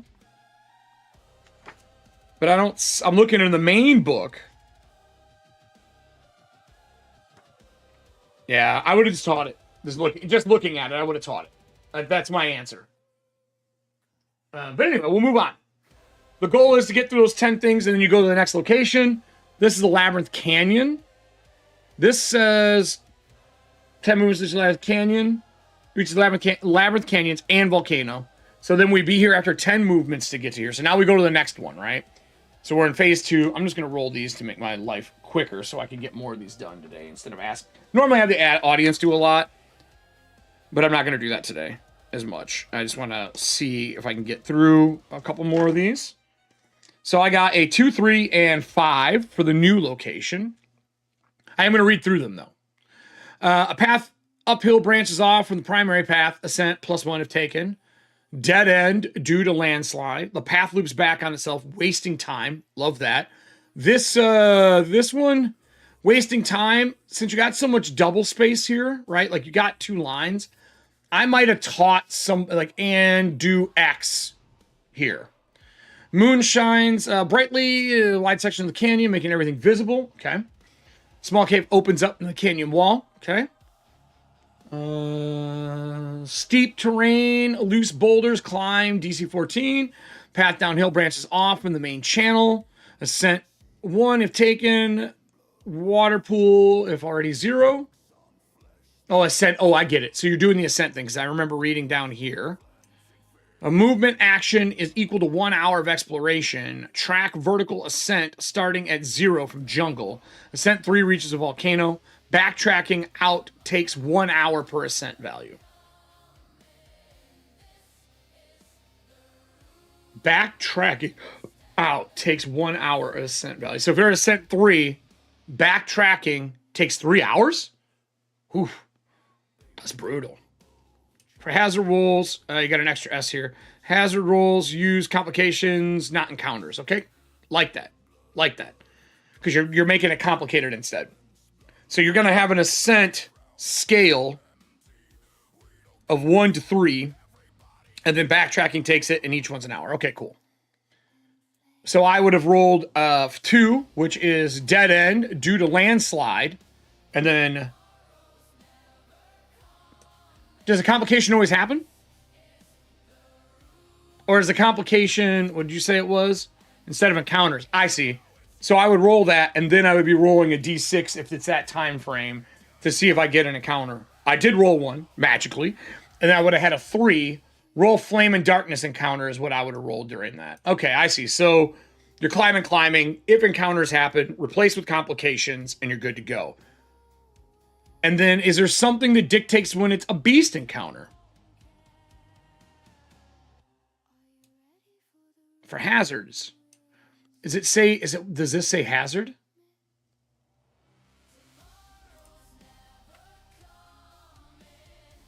So when... so you have them here. And if this is rolled, it goes to this. I see. How many beast encounters are there? Just the 1? There's 2. Okay, I see. Primordial. Okay, cool. That's a good way to break this down. I like that a lot, actually. That's really fun. All right, so now we move down. We make our climb. We ascend up. They're on 2 and the other one. Now we're here. Okay. Okay, so now it's up in this corner.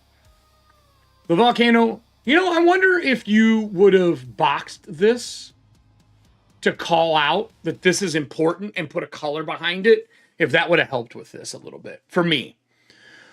The volcano is well lit and is considered a far location size. Far location size? So 3 have included volcano. Again, this is going to be that tracking sheet and teaching. Far. So... I feel like people say this a lot. But far is within sight. I don't like using far as a determination of size. I would give an actual distance to give an idea. That's just me. Every 6 turns, roll for a complication. If Lytic dies, no new F&D monsters are created, but existence remain. This is another one of those things where on a table, if he dies, you just check that bitch off, and you would know that you can't do that anymore. But I do like that that is a thing. So complications. Every 6 combat turns. I'm just going to roll one, see what it is. A 5. The ground suddenly shakes. Dex 12 or disadvantage for 1 round. Okay. I would have done... I don't know what I've done disadvantage. I would have said disadvantage until successful roll.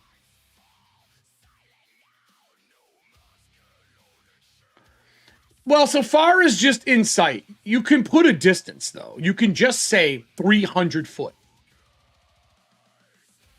Because you're outside of the scope of combat. You know it's a long walk. Just far is weird. Far is a weird measurement for a size of a location is more what I mean. That's all I'm saying. That's a thing I don't like when I'm doing game design. Because I was making that call, and then I realized it's hard to explain when I'm at the table.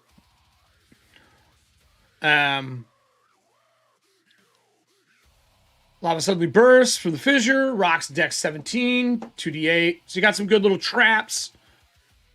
Feels like a good climb. And this is the volcano. And it is deadly here. I love that you're marking these. Like, that's so helpful. I know it's a mechanical. I know far is a mechanical term to help when you're like, well, it's not within a distance. Like, we're traveling there. It is great for combat. Is it within distance? You're like, no, it's far. Fuck. That's what happens anytime I say far. People are like, well, all right, this means we're going to be in like hex travel rounds or something like that. I'm just looking through the darkness. I like the monsters. I see all these are hyperlinked. That makes me super fucking happy. What's this asterisk for? Stat here. Included in manual. There's some cleanup and just spacing here I would do. It reads a little weird because of how it's broken. I see you did it everywhere, though. I do love that you hyperlinked it. I love that you're calling it here. Optional aquatic encounters. Oh. Because there's water in pockets on the volcano? Is that what that is? Is there a water section? Is there an aquatic things here? Fissure.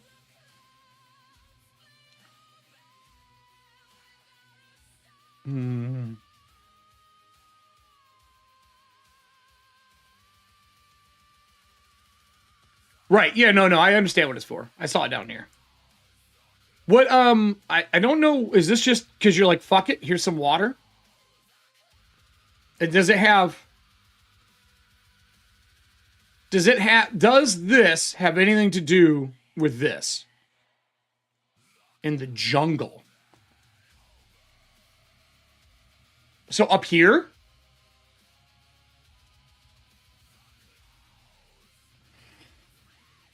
No one's going to remember to use it. I mean, I know it's hyperlinked. Honestly, what would have happened, ideally, too late right now, but you could go back and do it, is you could find a way to shrink this table, move this to here, right? Move this up, and then have a page that explains how the game works. Yeah, if you dip below, yeah, I get it. It's an odd spot. It's hard to put those tables where it's like in multiple spots, or rather below. Yeah, okay, I get you. I mean, I'm glad it's there. It's extra shit to use. I'm definitely not bitching about it. They're all pretty basic, though. I wish there was some fun. Maybe your monsters have some stuff that is fun, like custom. Obviously, I haven't gotten that yet. But I want some like weird stuff in those encounters. This is cool. Dragon Eater's corpse. Where is... Okay, so is Dragon Eater's corpse at the top of this? Is that next? Or is it a location you find? I'm going to assume, from training, being trained so far, that this goes to this, right? But that would be my guess, that this... Damn it. That this goes to here. That's my guess. Half rotted, half pulsing, the lingering power of Abba refuses to let it completely die. The head, the mouth is popped open by Redwood, dope, and albino Roper, creepy, is hidden among the teeth, double near. Path to the esophagus, eroded trenches, and erratic patterns so far. The sinus cavity contains 2d4 bat swarms sleeping near. One eye is missing, so the empty socket exists close to here. Man, this would have been a really strong open. Like, this would have been a really strong open. Digestive tract intact. Drop into the stomach to move between the entry and the intestines. Crawlers must navigate, literally crawling. Debris floating in the acid. Dex 14, 2d4 damage, double near. So, the acid doesn't hurt the skin, I guess. It's not strong enough to hurt the skin. The small intestines are riddled with festules and tunnels leading elsewhere. Roll the tunnel table, but count as taking 4 out. Holy fuck, this is a long travel. Super long travel.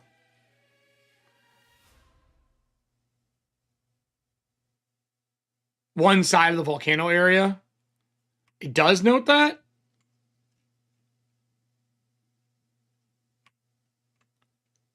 Where? Here? Dragon Eater. I will say this. I don't clearly remember that. You probably are right. It's in here, and I would have to read it a second time. This is definitely not a sit down and play raw. Intestines are really damn long. I know. I was like, that's a long travel, especially in a dragon. There's coins packed in the walls. Yeah, because he eats a lot of shit. Per hour searching. Over 5 hours. Good luck carrying all this out. Con 16, 1d8 damage, and sicken Over 5 hours searching. Does this 5 hours searching include travel to get out? Is it the jungle notes? Okay. That's cool. I love this concept. This is super fun. And D6 acid slugs leaving dissolving trails in their wake. 1d4 rot scrappers emerging from the tunnel. Inky myconoids, awesome. Black puddings, creepy. Slimy fluids. You got really tight on the line here. I go back through and clean up some of the spacings. You don't want stuff touching the lines. Oh, just searching large intestines. Okay, just making sure. Noxious odor. Yeah, I guess so, because that's 8. You're talking about here. Not traveling through that. So I will delete this for my own notes. That's cool. And then from here, does that... Hold on a minute.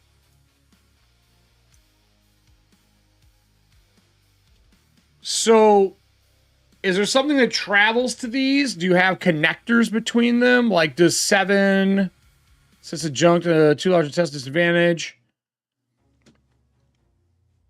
Do you have anything that says, like, do these... Like, obviously 2 is going to lead to the digestive tract, I assume. Well, this leads to the esophagus, eroded trenches. Mouth open propped. Sinus cavity continues for... I think you need something that says where things lead in the body for people here. I mean, it's a dragon, right? So the esophagus comes into here. Like, I would have maybe marked in the head area which one of these they lead to. You're missing that kind of like dungeon aspect that teaches people where to go. I do love all the maps and the concept of this a lot, though. Any of this kind of gory fucking body horror shit I love.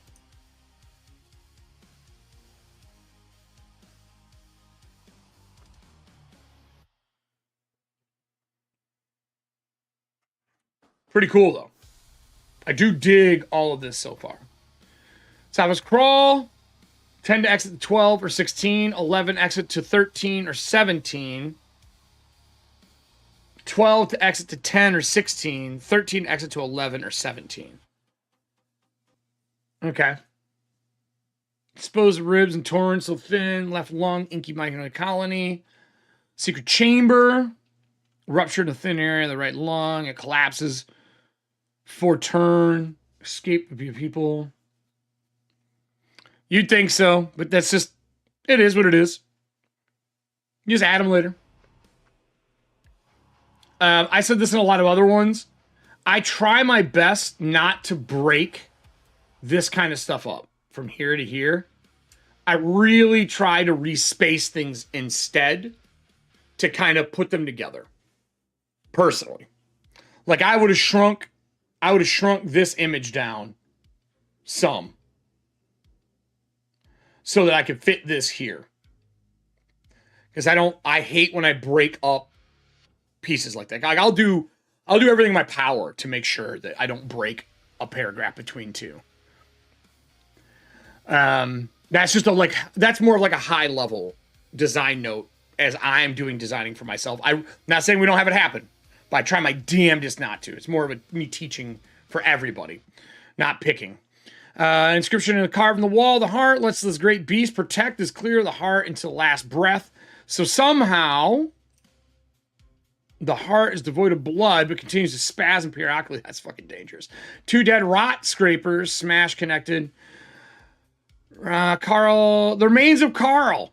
Journal documented. Is this the Carl I think it is?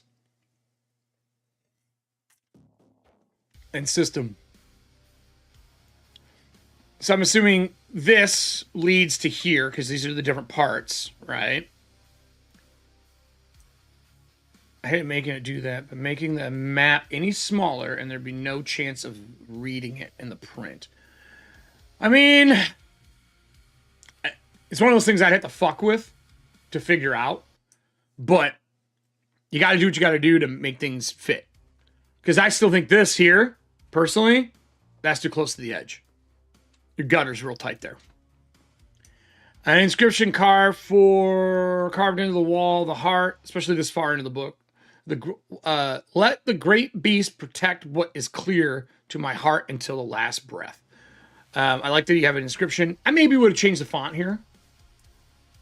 That's just a personal idea. The liver, pile of objects, 10 mundane, rot scrapers again, climb. The bladder, not pictured. Okay.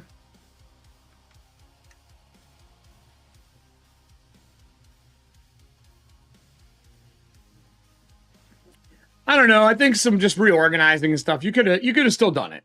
You could have still done it. Cut some things, clean some things. There's some shit you could do to make it work. Labeling spots, training a person as they're going through from the beginning out. There's a lot of little things you can do, but that all comes from editing and playing it and doing stuff. You know what I mean? Like, it takes time. Searching a pond of urine for yellow diamonds. Oh, God, I feel sorry for this dude. He didn't piss those out. Arteries, major arteries. We'll take crawlers to any of the following locations. Sinus, heart, liver. These can all go to sorts of places. They're tight fits, close. There's no room. Tunnel destinations. Mouth, sinus, esophagus. High in the stomach wall. Lost without exit again. Major artery. Large intestines, bladder, left lung, right lung, a hole. So these are the tunnel destinations. Lesser veins in the rockscape. So you can take veins through.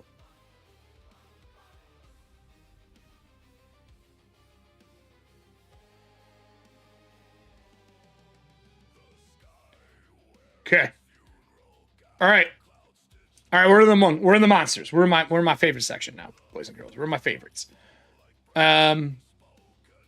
So Monkey Dactyl. Curious creatures, try to steal anything. Love it. Thumbs roll. I see you did the indent to kind of call things out a little easier because you're using so much bold.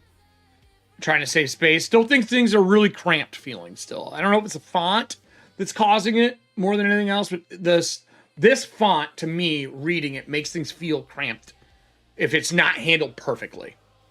I say the same thing in other Shadowdark books, not just you.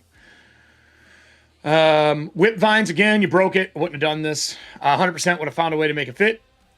It is a real creature. Oh, okay, that's cool. And they can scream and do stuff. I love that. Man-eating pods. I love this. Huge toothy ball. 2014. AL6. Attack 2. Broken stat line. I know you're trying to fit the art in. Swallow. If targeted, the construct with the whip of vines, it can be attempted to swallow the creature instead of the bite for an additional 1d8 acid damage. Swallowed creatures suffer 2d8 acid damage per round inside. Immune to fire. Okay. Nobody's perfect, man. I am not picking on you. I am not picking on you. This is the whole point of these. And this is also another set of eyes. That's what I always tell people. Flame and darkness monsters. This is the thing we've been looking for. Lytic has dead bodies dragged to him to convert his minions, assuming the undead isn't destroyed as with self-destruct. They may be dragged away and revived. All flame and darkness creatures have the following, even if not noted. Okay, so this part you did here, this, I would have put it, man, because of the way you're labeling this piece, I would have centered this. I'm just going to draw over this. I would have centered this here. I would have put it across like this. And then I would have had my 2 columns. Right? I would have had the 2 columns afterwards. But it's okay that you had it this way. Again, personal preference. I'm saying this because it's how Shadowdark has already trained people. And you want to if there is good stuff from a book and you can reuse the training that has already been forced upon GMs and players through the core book, you want to reuse that if you can, right? If you can. Abomination of Flame of Darkness. Love the art, by the way. Fucking dope. Mixture of bones, magma, and smoke. No two are alike. HP 25, AC 14, ALC. Move near. No two are alike. A random table for here. So you have the flaming skeletons, right? Hear me out. If you could have fit it, I think a random table for what these things look like with multiple arms and stuff like that build their attack and like Flameborn and all that stuff would have been cool. And then you could have moved this flaming skeletons thing to here maybe. Yeah, you're just following your own booklet. Yeah, 100%. I get it. But your monsters are different, right? Like you're trying to train people on a bunch of new stuff up above. Monsters have already been trained in another book. What you're doing for the procedural, that's where it needed to work. The artist, Talon Gorman, super talented. Yeah, it's really fun. But man, a random table to make Abominations of Flame and Darkness, I would love something like that. Love it. Like, you know, there's the mutation tables in there. Cool idea for maybe like a future proofing or a bigger one. I almost think you could have cut some of the crawl out and started them at the base of the mountains with some forests around them and cut that forest section, giving you more pages to put all this really good stuff in it. Like, the fun fucking stuff is the dragon crawl, the climbing the mountain, the different monsters. I think you could have cut some of the fat and really leveled up those things to make the adventure sing. That's currently what I'm saying. As like an editor, I'd have been like, look, people can generate their own jungle crawl. And I would have worked it to be more of the ascent and the dragon to the side and really focused on those two things for this small thing. Which is hard as a designer. Cutting the shit you want to design is so fucking hard. It's like the hardest thing to do. It's so fucking difficult to cut your own work. You're like, but I want to put it in here. It's so fun. And then what I would have done is I would have taken all that jungle crawl stuff, ramped it up a little bit more, linked it to my blog, and let them look at that through the blog to direct people back to my blog. You can see this a lot with Mythic Bastion lands right now and Chris McDowell. Exploding zombies, self-destruct, yes. Exploding zombies, yes. Always. Smoke gas, gas plus smoke screen. I love these. These little like added things are super fun. You're right. It's one of the downsides. 100% Logan. It will expel thick black smoke. I love little updates to previous monsters, though. I love this kind of stuff. Where you're just adding an ability and maybe adjusting the level of them or adjusting hit points. That kind of stuff's fun. I do that a lot in Breachers. Aquatic monsters, electrifying eel, flying eel. Whoa, fuck. Yeah, I spend more time in the planning phase than any other phase. In all projects that I do. I will plan for weeks before I fucking touch something. I'm thorough when I do that stuff because I want to be in the dirt doing what needs to be done and not coming back up out of the dirt and going, oh fuck, I screwed up. I learned that a lot doing project management working in video games because it's a ripple effect if you have to change something. Strange eel-like fish with rigid lateral fins capable of gliding out. We still don't know how these motherfuckers breed. They just multiply. I agree, Logan. I think that's 100% true. That statement is 100% true. Eels are fucked up. If you haven't watched Bodkin, there's some cool stuff in that. Jolt, electric stun, fun little monsters. I love electric eels. They're one of my favorite monsters of shit. Again, you split it. You already know what I'm going to say. Dragoneer's corpse monsters, new myconids, awesome. That's kind of cool. I actually kind of like that. Unique variant. This is fun. Unique variant of mushroom folk resembling ink caps living in a dragon eater's corpse. It's definitely cute, not always hostile, but extremely territorial. Decent damage or ink. What's the ink do? Spray a spore cloud extinguishes all light sources. Smart. This all-star. All-star. Play with the torches, baby. Play with the torches. Acid slugs. Not aggressive, but creating a high risk, just existing. Once one is attacked, others near will become agitated. Corrosive. Any inanimate object touching their body suffers corrosive damage. Unless protected from the acid, it is rendered into an unusable state until repaired. Living beings suffer as having been successfully touch attacked. Okay, cool. Rot Scraper. This is the new one, right? We got art over here, too. They look like moles. A scavenger race resembling a humanoid mole rat. Their bite is also foul and toxic. Great. Do we have more music on this one? We do. Bite, 1d8 plus toxin, 2 claws. Yeah, like mole men. 1d8 con or unconscious and suffer 1d6 damage for 1d4 rounds. I always worry. I don't like things that put people unconscious. Hear me out. I don't like players to not be active, right? Anything that takes away players' ability to play the game is rough. Even going down in a game is rough. Like when you're down and doing death saves, like that stuff is rough. I think it's more fun if this toxin, if they like get hit by it and they don't make the saves after so many rounds, they turn into something where they still get to play their character, but maybe they're attacking other people or stealing something, just doing something to add to the scene instead of just sitting there. That's like a personal preference for me, and that's just because of all the years I've been playing. I love that they burrow. I love that they have a toxin. I would look at maybe changing it from unconscious to something else. Like maybe they start to slime, and their trail behind them causes difficult terrain for the rest of the party. And like everybody around them has a disadvantage if they move to that round. Something like that's a lot of fun. And I think it adds more to the combat as they're trying to figure out how to position and not be around the person that they have. Just anything that makes sense. Or Rot Scraper, maybe the rot takes a hold of them and one of their limbs becomes inactive. Something that's just fun and that can become permanent later after the combat. But that's just something I think about. Rot Scraper Queen, same thing. Toxin is the same. So you're repeating this toxin and you have two of them. You might be able to do what you did up here and put them in one spot.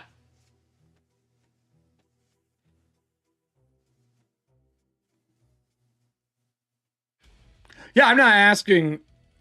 Again, I'm just talking through what I did. I figured you did it for a reason. I'm talking about why I don't do it anymore. I definitely feel that the art and the concept of them is awesome. Post combat drop stuff is fun.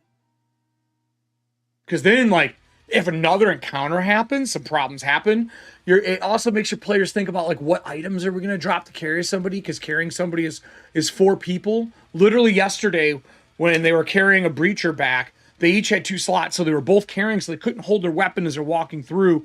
And they're running from zombies, making con rolls, right? Oh, yeah, I know, Logan. I don't think you're upset. I'm just talking back as well. I'm having a conversation. I think that the call is dope. I love this. I like anything where they can scream and call, right? Once it's under 10. There should be a recharge timer on this. You should have had like a 1 in 6 recharge or something like that. 1 in, yeah, 1. God damn it, you piece of shit. It's hard to draw. 1 in 6. I wish I had a pen tablet here. I almost want a small tablet for doing this stuff. New spell. Oh, you gave us a spell. Fuck. Yes. Tier 3 wizard spell, concentrate, close, reflective surface, including still water, large enough to step into, becomes temporary gateway. And a willing creature you choose may step through this gate. You are transported to another reflective surface within 6-mile radius. If you already know the destination desire, you actively arrive at that location. Otherwise, you step out from a random reflective surface somewhere within a 6-mile radius. If a mishap occurs, crawlers may be trapped. Is this given away somewhere without me going back everywhere? So I see this personally as she explodes into them. That she's a rot scraper and her belly bursts, and all these rot scrapers, little baby rot scrapers, come crawling out. Yeah, shut up, Nick. You fucker. You know what we mean, Nick. I'll review yours later. I love the boons. Duck and cover, 1 XP. Aiding Mac and restoring. I love that that's something. I love that you have... I've been doing this in my adventures as well, where you have like little pieces that come in and give ways to get experience. It's fun. For sure. One of the inspirational games. You need to include this. This should be included. 100% you should include this in the adventure. Anytime you have a piece of gear like this, I would include it. I think it'd also be a really good back of the book art, a new spell, or the boons as a back of the book art. Really fun. All right, so let's talk. This is a big bitch. I'm going to scroll through this open. You can see all of the markings that are on here. Just looking at this from this perspective, I think it needs another pass, and I think it needs just some teaching elements. You have a lot here. You really tried to do a lot. And that scoring system, this is solid as fuck. Now, I would have liked to see it leaned into even harder, where passing and failing even some of these challenges through the conclusion, or the complications, the hazards. I would like to see those points be even bigger there, where you're tallying points there and having player scores. I think they're awesome. I also think that it would have been cool if you had point bases on all of your monsters here, right? And have points for all of them through defeating them, like a video game would. I think that would have been really cool as well. I think that while I love this spell, I think this would have been my cheat sheet and my teach sheet. I think I would have cut that spell, personally. While it's fun, and I like it, you said it yourself, it's not directly integrated into this. Instead, this page, which is primarily text, and we all know this is one of the easiest things to do out of what you did, I would have made a cheat sheet here. This should have been that, and it should have been a scoring sheet. That's what I would have done with this instead. This is the piece I 100% would have cut to make my life easier. And then you could have educated through this, and these boons and stuff, I feel like having that be the next page after this would have been smart. And I know that's your back cover. At least that's what this looks like. That's the back cover. I get it. Yeah, I know. And if it's the back of the book element, I don't disagree. I'd have cut that and it'd have been a scoring sheet and how to do it. Because I think that's what's missing right now for me. I think there's a lot of really good ideas in here. I love the crawling through the dead dragon. I love that it's the body parts. I like that you modified monsters, that you made your own. I don't care that there isn't items. I don't think that that's that important. If it's there, it's there. If it's not, it's not. But I think you could have cut the spell. And I think I would have cut... I honestly would have looked at cutting this page. This whole fucking page. And maybe taught him how to do... using the core book. Use a dungeon crawl, 3 hexes if you want to. But I think I would have started him impactfully at the fucking volcano, climbing it or dealing with the dragon out of the gate. Let's talk about scoring this thing, all right? Let's talk about the scoring. I'm going to pull up my cheat sheet here. Last breath. We're going to go through the inspiration, usability, vibes, the whole thing. We're gonna talk about it. First off, awesome seeing you back a second year. I remember your stuff last year. I'm glad that, you know, all the people who've done this so far that are wanting to have Nick and myself and other people look at their stuff. This is how we get better. I mean, Nick and I look at each other's shit all the fucking time. We back and forth. I highly recommend you find somebody else that you work well with, that the constructive criticism is good, and you can have a conversation without fighting. I think it's important you have one of those people as a designer. This stuff is a great example of doing this. Like, I can't go through all the entries, but people were willing to kind of give me entries, look through, I'm going to do. And I got one I want to do as well, that I'm probably going to do on Saturday. I don't know, Valentine's Day, Saturday. We'll see how that goes. I might do it Sunday before they... Oh, I can't do it Sunday. Anyway, how do I feel about this? What is my score? Let's talk score. I think that's probably the best thing to do right now. What would I judge this Abba's last breath? First off, ABAB as your title. Smart. I would have loved to have seen a fucking code in here somewhere. I know it's hidden in the title, but like a little note for that controller. If they hit ABAB, what happens? That'd have been kind of cool. Like, just something fun. I like the cover. It harkens back to those old ones. I can see you really level up your layout compared to last time. I love the pixel art. I think these are really good. I don't know who did them or where they came from. You might have had something in here giving credit to people. I like all the new monsters. Really fun design.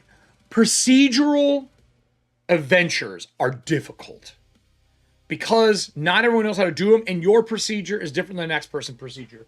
If you want to see one of the most complex procedural generated things that I know of. Hold on here. Where are you at? Where are you at? I'm looking for my favorite procedural. Mythic Bastion Lands is a really good procedural, but where did I put it at? That's Avatar. That's the Folios and Vaults. That's Witcher. Pixels. I'm looking for, and I've mentioned this before, so this isn't going to be a fucking surprise to anybody. Huh. I don't know where I have it. I'm looking for the Dark of Hot Spring Isle. If you want a great hex crawl procedural, I must have it in the closet now. The Dark of Hot Spring Isle is a really, really good, a really, really good way to look at how procedural tables are done. And I think his are even too complex. I use the automated one, but he does teach you the procedure in like a page. If you look at Mythic Bastion Lands really, really, really teaches you how to do procedural, and he does it in a page as well. If you have not looked at Mythic Bastion Lands as a way to do hex crawl site procedurals, fantastic. Succinct and to the point. That's what makes me believe you could have fit it in here because of how succinct you can do that stuff. But Mythic Bastion Lands procedural stuff, and Mythic Bastion Lands as a whole, Mythic Bastion Lands is personally my game of the year for last year. It is the most fun I've had running a game in countless years. It is just, Chris McDowell he's a fucking G. What'd you say here? It's in the score table. Oh, okay. Yeah, current high scores. Oh, yeah, you did. I see. I'm a noob. Okay, I gotcha. I see. So I love all the art. I think everything's good. How would I score this? Well, let's go through it. Inspiration. How well the submission incorporates elements from the assigned NES games. What do we know about these games? Akari Warriors. So you got the Akari Warriors again. DuckTales and Joe and Mac. I think you definitely hit the themes of the... I see why you kept the jungle, because there's jungle in there. You kind of did a dragon for the dinosaur that was down. What's the DuckTales aspect? Is it the gold finding? Is it searching the island? What is the... I don't know the DuckTales aspect out of the gate. And it's just because I don't remember DuckTales that well. Did you include something in that? Because I don't know... Mac Duck. Right, Mac Duck. Yeah, don't tell me then. The Mac Duck is part of it. I already have my score. It feels DuckTalesies, but not as much as it does Akari Warrior and the other one to me. I'm gonna say Inspiration's a 3 for the games. I think you really hit the video game vibes in some ways that other people have not so far. Usability, boy, with some revisions, it'd be really good. Yeah, I know it's finding treasure, yeah. Oh, red and yellow diamonds. Oh, yeah, it was about red and yellow diamonds. That's true. That's true. I forgot about that. Those games are also basic. Usability, I'm going to say 3. I think it needs some updates. If you were to update some of the usability, I think this could be a 4 really easily. And I think just cutting some of the fat would help some of that.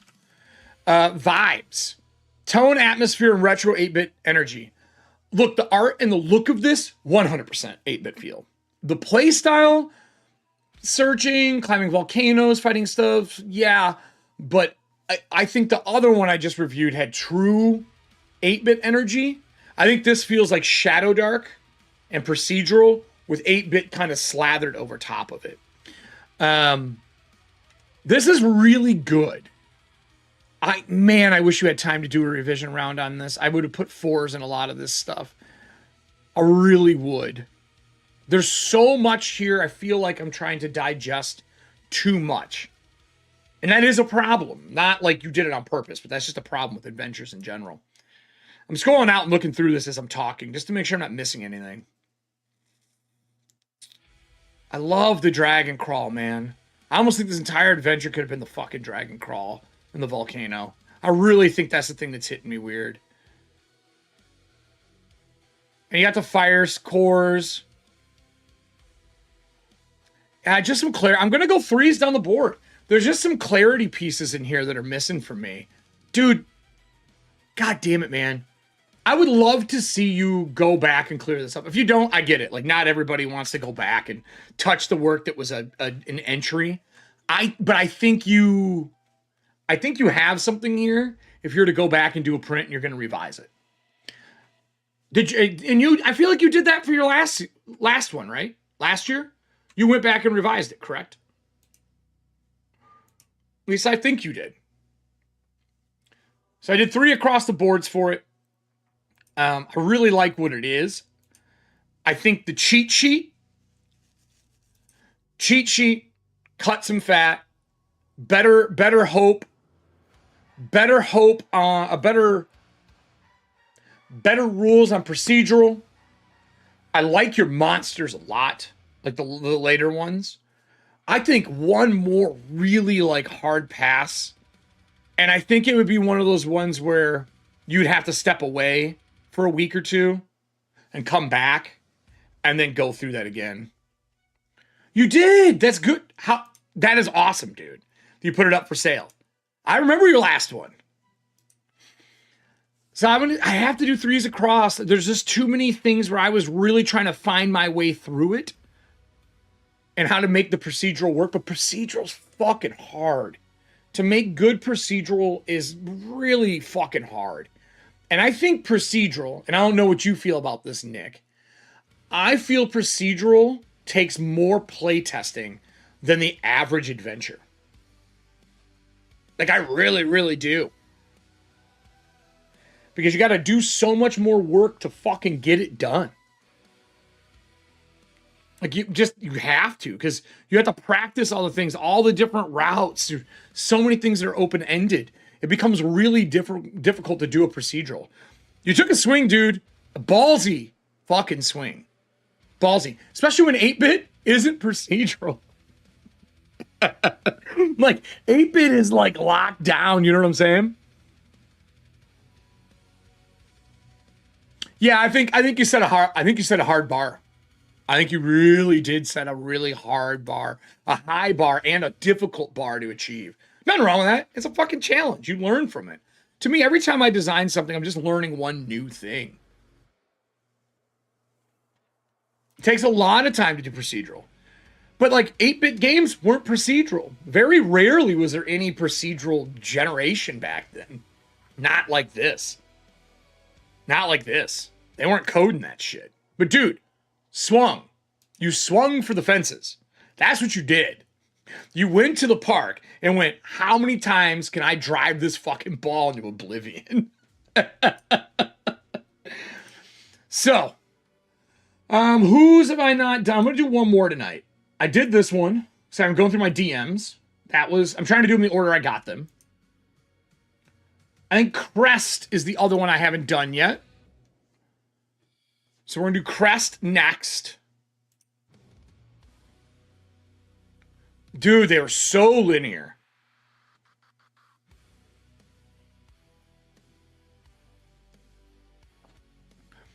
Dude, the goal isn't winning in this. The goal in this is 100% to improve your craft and your art. There's a lot of people who I've been talking to in the background that are game designers and RPG designers and things like that. And we really come to the conclusion on this. Yeah, I'm doing it in the order that they were sent to me right now in the DMs. Because I have them tracked on another page over here. I got 20 people who asked, so I'm trying to get through them all. We'll see if that happens. I believe that creating tabletop games and creating adventures and creating stories for people is art. And you are creating a custom piece of art for somebody else to experience. And if you're really fucking good at it, really fucking good, you're curating that experience for their characters, for their backgrounds, their stories. And this is where I always bitched about 5e leaving out bonds, ideals, and flaws, because they weren't teaching a GM to use those things. What? He says the goal isn't winning because I whipped his ass? Yeah, that's what it is, Nick. Sure. That's what it is. Totally, Nick. Not at all. Not at all what I think. I did the same thing Logan did. I swung for the fences. On Discord, yes, Blake. I literally aimed for the moon. I had problems all over mine. All over mine. Thanks for the sub, man. All over mine. And I'm fine with that. I love that stuff. I love learning that kind of shit, you know? So don't take anything I said as anything other than everyone trying to grow together. Nick, on the other hand, bro, you want to compete one day, you let me know. I'll fucking take the gloves off if you want to do that. Let me know when you want to compete in GMing.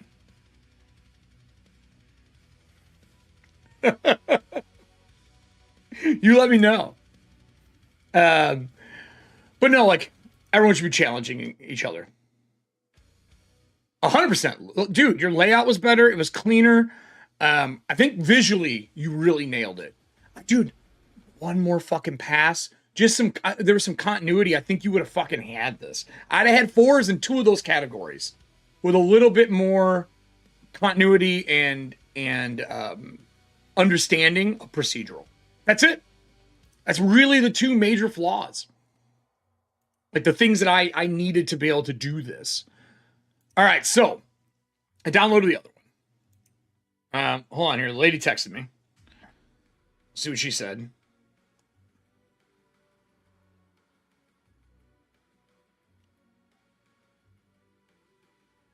Let's see here. Just answering her. All right. It's almost beer o'clock here, I think. I wasn't going to today, but I feel like I want a beer. My throat hurts a little bit. Maybe some whiskey. Might do some whiskey.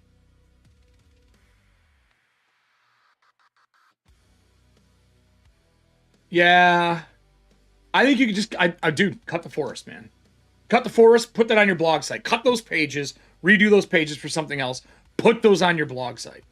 A medical matter? All right. I'll be here, Logan. Thank you again for asking someone to look at your stuff. Like, that is really one of the hardest fucking steps. No joke. No joke. Always happy to talk and look over things and do things. I had a lot of really fun ideas in it. I agree. All right, so let me get this other one pulled up. We want to go by... What is this one called? I downloaded it. For the Quest.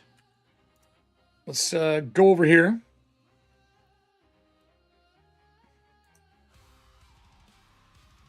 I'm going to do For the Quest 2. We're going to cut this. Like that. I'm going to put here. Actually, I'm going to go like this. And then I'm going to grab... I did Abba's. Crystal point. Why? Come on, Crest. Is that a golf? That is golf. Okay. See what we're getting into.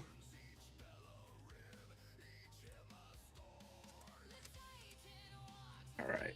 Let's move this. Let's pull Chrome back up. As I'm kind of formatting this stuff.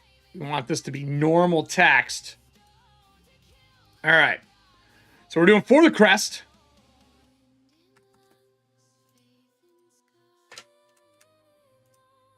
I don't know why this is being a bitch today. Huh.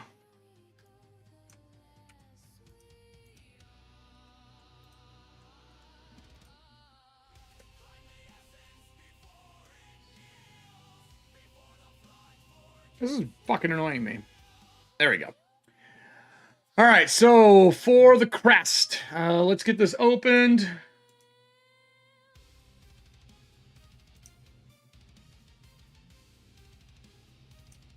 Well, I'm going to say this out loud. I promise not to hold it against you. I despise golf.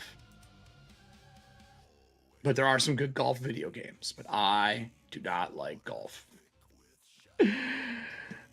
At all. But I'm interested to see what you do with this. All right? Thanks, Nick. So, let's do this. Let's look at his... Actually, let's look at his webpage before we go. Before we dig. Let's see what the project page is. Straight white project page, black and white. Pretty cool art. Let's go through and see what we have for the crest. Let's get the timestamp written down just so I can add this into the stuff as well. If you guys are enjoying what we're doing, the comments are on down below. Nick, I don't know what happened last time. I just tested the comments. They seem to be working. Comment if there's ones that you want me to see. Maybe I'll keep reviewing these in the future on slower Wednesdays. I like doing these to help people grow in their craft. But comment down below if there's ones you want me to do that aren't done. You could do your own, or if there's one you really loved. Like, what's your favorite? Actually, what's your favorite Nintendo game of all time? Like, maybe we didn't get the Nintendo game that should be used on this. Like, did anyone get fucking Gauntlet? Like, did anyone get that? Because I've seen DuckTales so many times so far.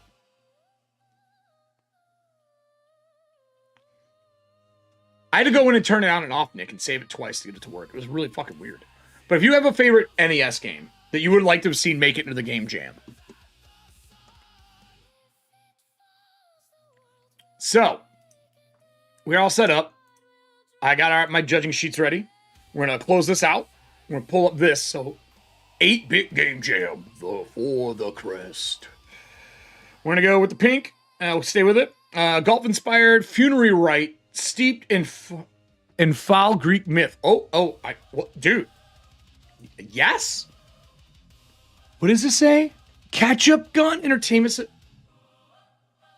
Dude. Okay, first off, this whole fucking thing is dope. No one had Metroid? Get fucked. Are you kidding me? That was going to be my game that I would want. Metroid or Mega Man? I would want one of those.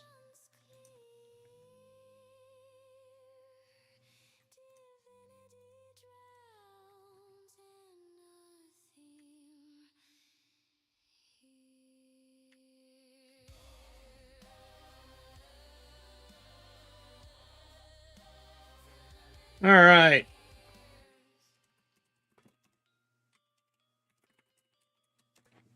Let me write this down. Forgot to write the time down because I'm a fucking dumbass. I'm going to start it here, actually. 252. So I'm going to say 253.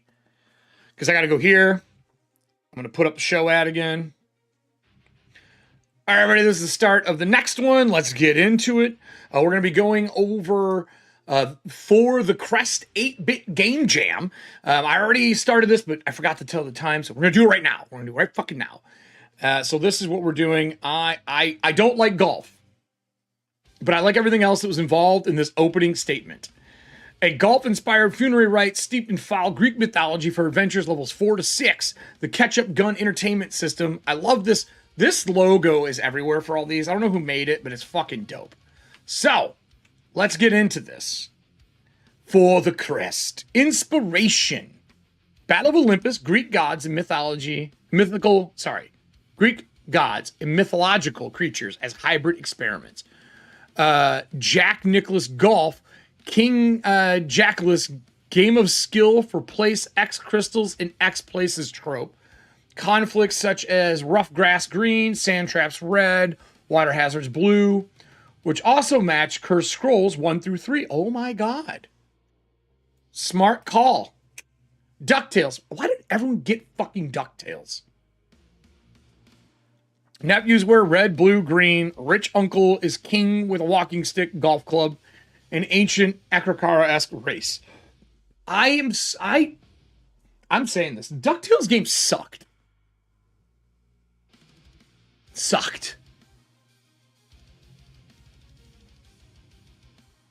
I love Mega Man.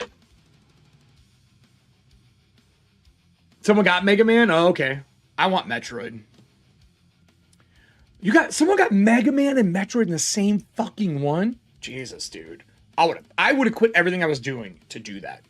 If I would have rolled that. I rolled mine. I was like, I don't have time for this. Because I got DuckTales and I want to do it. Game notes. Note before starting. Levels 4 to 6 PCs are nieces and nephews. Okay. So you're connecting them as nieces and nephews. So this is a one-shot already. You're making this a one-shot out of the game. Or the beginning of a game. To a Dead King Jackalus. They know their tasks and are prepared at the start of the adventure with all their gear their choice would need. Bold terms can be found in the Shadowdark core and Cursed Scrolls 1, 2, and 3. Italicized items earn module sets. Awesome. Thank you also for only using ones that are out right now. Monster stat swap. Satyrs use Scarecrow. Panpipes for Scream ability. Cephalian birds are humanoid flying creatures with brass duck bills. Use Stingbat. You son of a bitch. Lamia Viperian. Okay, this is... I really enjoy this. So this is our map, huh? This is what we're doing. Where's our starting point? 1 is usually the start. I would have labeled start here. That's just me. Love the hand-drawn maps. I appreciate these a lot. I think they're super fun. This is a dungeon crawl. A big dungeon crawl. Looks like a manor crawl, actually. Right? We're playing golf inside of a house. Cool art. I'm assuming some of the art is generated. The lines look too clean for some of this. Writing design, layout, catch-up gun, playtesting, ELO, and star, proofreading, DD, contains hand-drawn, digital, and AR. So you did all of them. Okay. I don't care that you use AR artwork, by the way, because this isn't a major project. It was a competition. For the Quest, and this is the thing I would hand to somebody else to get the art that I wanted. An independent product published under the Shadowdark RPG third-party license. This is not affiliated with Arcane Library. So, to me, I'm going to argue this to the dawn of time. It's another tool. There are bad things about it. There are good things about it. A knife can be used to make food. A knife can also be a serial killer's best friend. So, AI has good things that can be done with it and bad things that can be done with it. If you're using it to generate art prompts so you can give it to an artist to create new things later on, I don't give a fuck. This is a contest. Please don't be mad or hold it against people. Not everyone is an artist. Not everyone's going to pay for a contest to get art. I'm saying this stuff so everyone can calm the fuck down. Thank you. King Jackalus is dead. His body entombed. His murder executed. The fate of his soul in your hands. The royal executor unravels a scroll, breaking King Royal's seal. The cold rain in the garden outside the mausoleum chills your bones. You know in your heart this is not about vengeance, but succession. And completing your uncle's final request. Executor, read from scroll. Okay, so we got to read aloud. Cool. This would be a good printout. My dearest niece and nephews, as my heirs to the family throne, I have bestowed upon you the task to complete what I cannot. Since visiting the symbol of Pharos, I knew my demise was inevitable and imminent. The question was, what do once the poison did its work? What to do once the poison did its work? I chose this mausoleum because it was erected centuries ago in an ancient, Anatari funeral rite. I know my family believes me to be sane for following... Should be insane? Yeah, insane for following the traditions of these mythological avian ancestors. But the belief in the trial of value cannot be understated. Both for the future of the king's passage to the throne and the deceased passage to the other world, the 3 crystalline eggs must be returned to their holes in the statue bases. You must succeed, my young ones, for the throne cannot fall into the hands of my enemies, nor can my soul wander aimlessly through eternity. You must first deposit 3 crystalline eggs into the sunken braziers found in the lower levels of the funeral passage. Each is located in the base statue. This is a little repetitious, these 2 paragraphs. I think you could have done an editing pass and probably not had to have so much, because you're repeating the goal here. I'm repeating the goal here. Each is located in the house of the Anatari statue. Upon completion, you will find the ferryman coins to place on my eyes and mouth. Then we shall cross the river Styx and judge the Hades himself. Takes my sacred walking stick, the what is it, Thyrus of Prometheus, the 3 eggs, red, blue, and green. They will glow when they are close to their homes. The eggs can only be addressed with the precious Anatari cane. Hitting the eggs in any other way risks them shattering and damning my soul. First off, this motherfucker picked a really wrong way to go out. I wish this could have been one. Can I draw anywhere? Oh, this is all text. I wish this could have been one piece. Like, I think I'm gonna have to go to drawing instead of highlighting tool here. Hold on. Drawing tool. Color, pink, opacity, high. I wish this, I want thickness a little more here. 4 point. I wish this was together. Okay. Secrets. Is this a roll table? Or is it just secrets? I don't know. Is this a table? Wood beats water. Water beats heat. Heat beats wood. So maybe these are secrets per room. Maybe. The King Sorcerer was trying to recreate the Anatari hybrids in the basement lab, but experiments went awry. Anyone who stares at the Medusa will turn to stone. Yeah, no shit. Including herself. Oh, weird. Oh, wait, she stares at herself. Gotcha. She stole a potion and a sword from the laboratory. The upper level observatory is in ruins. Tomb robbers have found such riches and crypts. Many died in pursuit. Beware of songs and sirens and best protect your ears. The laboratory runs Icar-ooze to bring hybrids to life. A mad one-eyed giant roams the basement looking for his golden hide. Some experiment hybrids survived and escaped captivity. A talking chimera and a sea serpent. Gwen the librarian was one of the first experiments. Okay, first off, I love that you're telling us stuff up front, right? Lazy GM secrets, awesome. Yeah, no, 100%. I love these. I would have liked, you have a lot of white in this design so far. Like, let me scroll. Yeah, I personally would have liked some design around some of these tables to call things out and break things up. Right now, I just feel like I'm reading a Word doc. See you, Nick. I feel like I'm reading a Word doc. And I want some style. Like, this is so stylish. I would have carried some of this gold, I think, or some of this blue, and maybe made a box around here, or maybe I would have done every other line in a table a different color, but something to break up the monotony. You get into like a reading drone. But that's just, again, layout. I love the concept. I love the secrets up front. I think that's great. Wandering Monster. Roll 1d6 3 times, +1 or +2 to increase danger. Okay, so you got a scaling danger. Love it. Skeleton, hunting, missing. So roll d6 3 times. Okay, gotcha. Because you're rolling it for each table. I see. I like this. I think this is really fun. I think this adds a lot. Skeleton, giant scorpion, satyr, nymph, harpy, Scythian birds. You've already taught us how to do that, Lamia, and Cyclops. Cool. And this is their activity and their complication. So if I got 3d6 right here. 4 is a nymph, 3 is playing, and 3 is lost. Lost.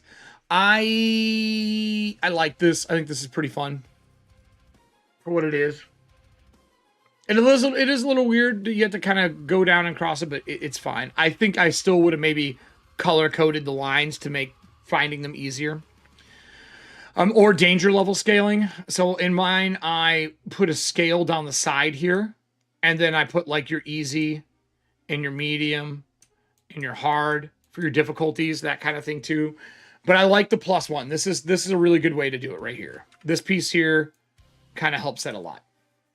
Let's talk to Mausoleum. Light to near distance. Light to near distance. What? Are you trying to tell me my light is only good to near distance? I think that's what you're doing. Is that what that is? I would have put light here, or a tag, something to teach people, because you got a lot of text here, right? A lot of text. The swallowing door, a marble stone tiles and regal pillar walls, sweet smell, tangerines on tables, an offering to a god for the dead king, notes of praise. A door to the east is locked. Simple door lock. With signs private, green carpet. So what is a simple door lock? I think here, again, you are missing, I think you should have done a DC and put a number, whatever that number is, right? In here, instead of simple. Because, or I would have put it on the bottom. So the DCs in this game are easy, normal, hard, extreme. Simple isn't something that we use as, isn't one of the things we normally would use. So I would have said, if you had a chance, maybe here, move some stuff around, cut some words, and put the DCs down here. Or I would have done a DC for the whole page, which is a new way that a lot of people have been doing design work, and then modifying that DC in the blocks, and I think that works really fucking well. Green carpet, like fake grass, leads to awesome tangerine-sized hole in the base of a translucent door to the north. Sealed a magical sigil. So you have this here. I love that you have the map here. The hole is an exact size of tangerine on the table. The sigil speaks. The gate hungers and feeds the finesse, not strength, not fruit, not sword. With cane and not hands, the tangerine will teleport to the table if not hit with the virus. Okay. And you gave them the Thyrus here, so it's assuming they have the Thyrus out of the gate. I want to look if the Thyrus has got a stat block somewhere. Is there stats for the Thyrus? I don't see stats for this item anywhere. So is all the Thyrus is a magical stick. It doesn't, there's no magical, there's nothing to it. It's just an item that's all it does. I think that's a miss, personally. This, let me highlight this. I think this here, motherfucker. I think this here deserves to be used as a magical item, something that they're carrying that does some stuff. Like, I feel like you missed a little bit there. I would want a magical item personally. Maybe I'll get to it. I haven't seen it yet though. The orange sigil is tangerine. The hole is exact size tangerine. Okay, gotcha. So that's one. So that was one. We're going to two. So we're going here to here. I'm just drawing this for myself. Caretaker's quarters. You up here put the mausoleum light near distance. I think you should have. You got a lot of text here, man. A lot of reading. This is like a really old school way of designing with lots of talking notes. But trying to dissect what I have to do out of these is very, it's a lot of work, right? A lot of work. I think you could have broken some of this up and given information in a block that is like senses, DC or DC senses and something else in the room, and called them out and done some bolding instead of just blocks of text. Warm, cozy room smell of hearty soup lingers. A table with a chair and bowl and a spoon. A chair with bowl and spoon and some diagrams in the corner. Coat rack with a heavy green jacket matching the heavy leather gloves, typical for fireplace gloves, an axe, a pick, and a shovel. A man lies in the bed, obscured by sheets. On open-close inspection, his breathing and asleep, if awoken by loud sound intentionally. This is McDuck, the caretaker. White, short hair and collared shirt, a V-neck sweater, slacks, and white shoes with spikes on the bottom. He wears a single white glove. He is friendly and offers to help with any questions about the mausoleum. He offers a map of the mausoleum from the table, but warns that the main entrance was sealed with the King's Sorcerer's Sigil after a party of bandits broke in to rob the treasures and rumored to keep in dangerous sublevels. He refuses to go down. A one-eyed monster roams the hallways. All right. This needs some layout work. It needs some, and all these paragraphs, I'm going to say this, so I'm going to only do it now. You need to break things up. You need to dissect the things that are important for the GM to be able to read at a glance. You have a good setup here. I think it's fun. I don't know why this motherfucker's sleeping in a mausoleum, but maybe this is the entrance into it. So now we go into the Hall of Names. Is he undead? Like I expect he's a caretaker. I love the golfiness of it. As much as I hate to say that out loud because I don't like golf. That's a joke. Hall of Names, smell of fresh vegetation mixed with rotten fruit. Nameplates of varying legibility line the perimeter. To the east, a tapestry of a fighter pointing a mirror at a snake woman turning her stone. 2 marble statues, Hermes and Artemis with her mirrored golden steel shield.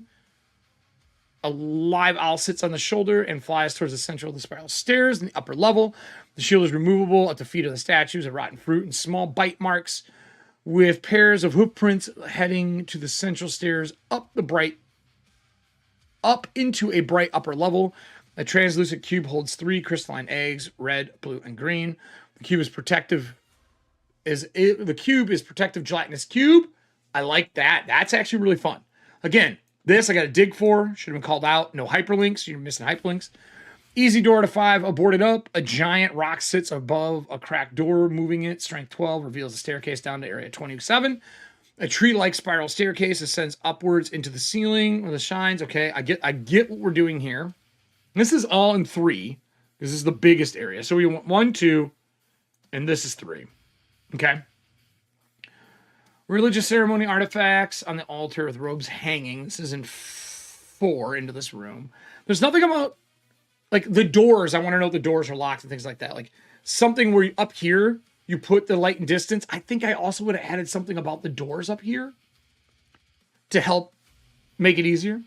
Religious ceremony artifacts on the altar. Robes hanging. A springing mechanism closes the door automatically, requires a wisdom 9 check. This is bad. I don't mind this. Like, this the wisdom of what it is, a 9 check. I do WDC, same amount of letters. I get what you're doing. I don't need to be taught even. It made sense. Check to open again. A pouch with 5 gold coins hangs off an ornate wall mirror. Hiding in the clothes is a small flock, 1d6 of Stymphian birds, stingbats with bronze duck beaks. At first, it appears the jacket. The visuals are great. It appears the jacket itself is attacking the PCs. On the table is a locked. It appears the jacket itself is attacking the PCs because the ducks are in it, flying and moving it, or the Stygians. On the table is a locked chest, Dex 12, containing the ice orb. No, do not break. A painting on the wall depicts a warrior shielding his eyes, turning Medusa into stone. You're really kind of leading people here hard in what they need to do, to a point to where, like, if they look around the room, they're just getting the answers. I get it. Now we're going into 5. So that was into 4. And now we're going from 4 across to 5, right? So what's 5? See you Monday. I'll be on Saturday, actually, I think. Nessie. Hope you have a good day. I'll probably be around either Friday or Saturday or Sunday, depending on what happens. I'm trying to get through all these for people.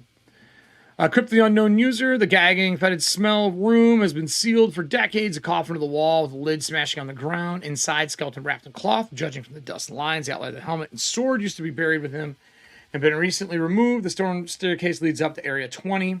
The King's Hall. Enormous stone doors with gold inlay. Inside, long carpet leads to massive... This is so much reading, dude. This is...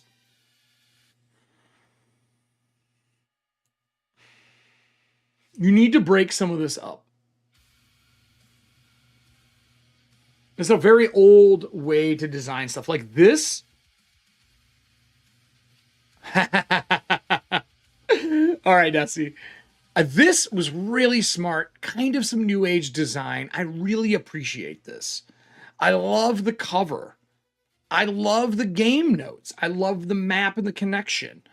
But it's like the more I'm doing this, the more I feel like I'm just reading design notes and that it wasn't taken to the table and really given design love, right? Like it's missing the things that we have been taught in Shadowdark and in other games that are currently doing things like Mary Mushman we talked about last game design. I think that I would definitely go look at how adventures are currently laid out that use Shadowdark, and games that are just laid out that are doing similar to what you want to do. Tome with a feather. So what is this? Opening item reveals a 1d6 chance of. This should be a table. Again, you need to break up some of the flow of the items here. This is really static. This should be a table. Just to give some color, break it up and use the gold and the blue or something to pop. I think that would help a lot in this. Again, like the maps a lot. 8 is a crypt. So now we went from there. I'm assuming, hold on here. What leads to 8? 7. So 7, this goes to 8. This here should have an 8. You should be telling them on the map that that is an 8, right? And then this should have a 7. So you know where the fuck it goes when you just look at the map. Again, you have this here. I would have done some more stuff. We've talked about that before, so I'm going to do less markups because you already know what I'm going to say. Along the hallway, hiding coffins of muddy floors. This is so clean. I just want a little more layout. Not even a ton, just some. So 8's a crypt. Spider swarms.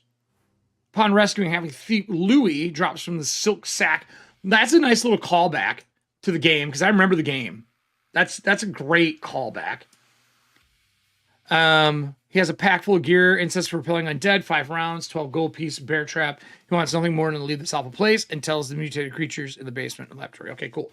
So again, this is a secret here where I feel like you could have pulled this out into its own thing because this is an important note that the GM shouldn't miss. Scarf chamber, again, female, Ophid, DC 9. It's a really easy check. So, a beautiful singing can be heard through the doorway to the west. A DC 9 wisdom check to not be pulled into the room. This is a really low roll. The reason I'm saying that is an easy roll. And up here, you're telling this is for adventures levels 4 to 6. That's not a 4 to 6 fucking DC. Like, we want them to get drawn into the room, right? Like, you want them to feel pulled in, and even if only 2 get pulled in, other people have to come with.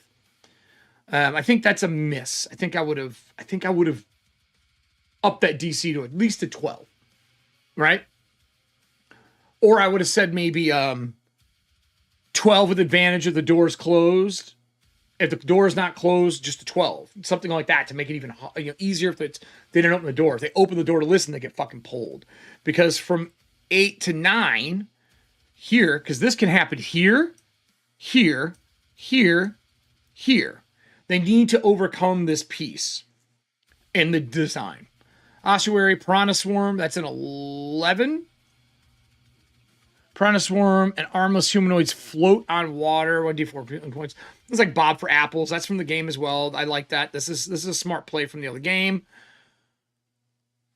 Again, past the water door. Advantage on a charisma check. In his mouth, a magical gold bracelet gives an advantage on charisma checks. The drain is a secret tunnel to Area 24 behind the statue. So this is here, here.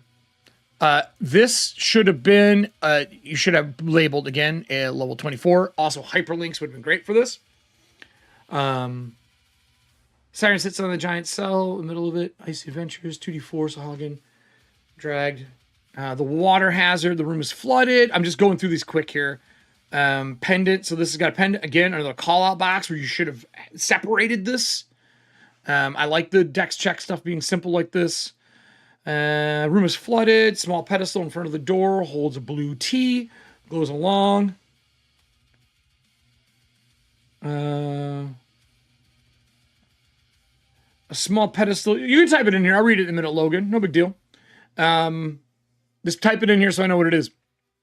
A small pedestal in front of the door holds a blue tea, which glows along with a crystalline blue egg and a brazier at the base of the Atari statue in the middle of the flooded room. Flooded logs create moving platforms. DC 15 wisdom check shows with patience, waiting for the right moment. Pieces will align, creating a pathway, reducing the dex. The shot, the DC 15 check failed. A hungry sea serpent and the waters. Only when the shot is made from the braziers, the statue open. Okay. 13. 13. Does 13... What leads to the next area? How do they get to here? Where is 14?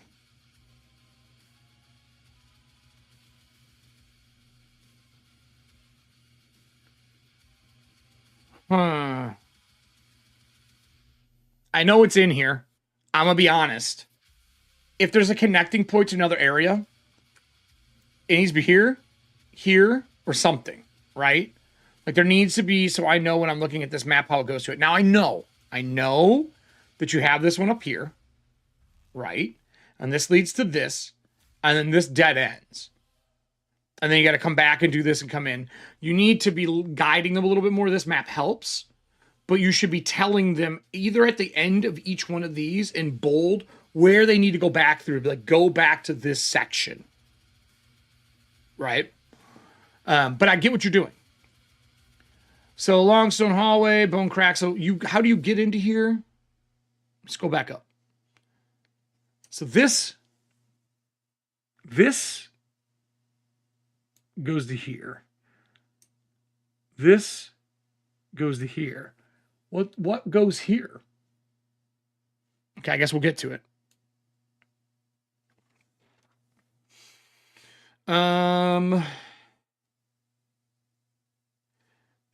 Entranceway. Shambling mound blocks the door, which is sealed with a glowing magical keyhole. So how do I open this? I gotta get us new music here. We're just gonna do some white bat now. We've burned through most of my stuff. I don't want to do the Christmas stuff right now. I want to do a different one than I did the last 2 days. What music do I want? We're gonna do Crossfire. Hell yeah, man. I turn the volume down on this a touch, I think.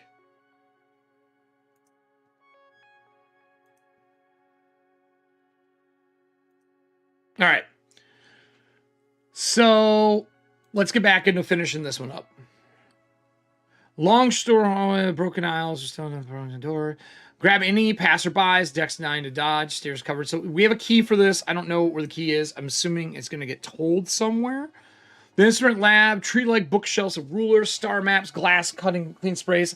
I think if you would have italicized your descriptions of these, put a break, put something else, cut some extra words. You got a lot of extra words in here.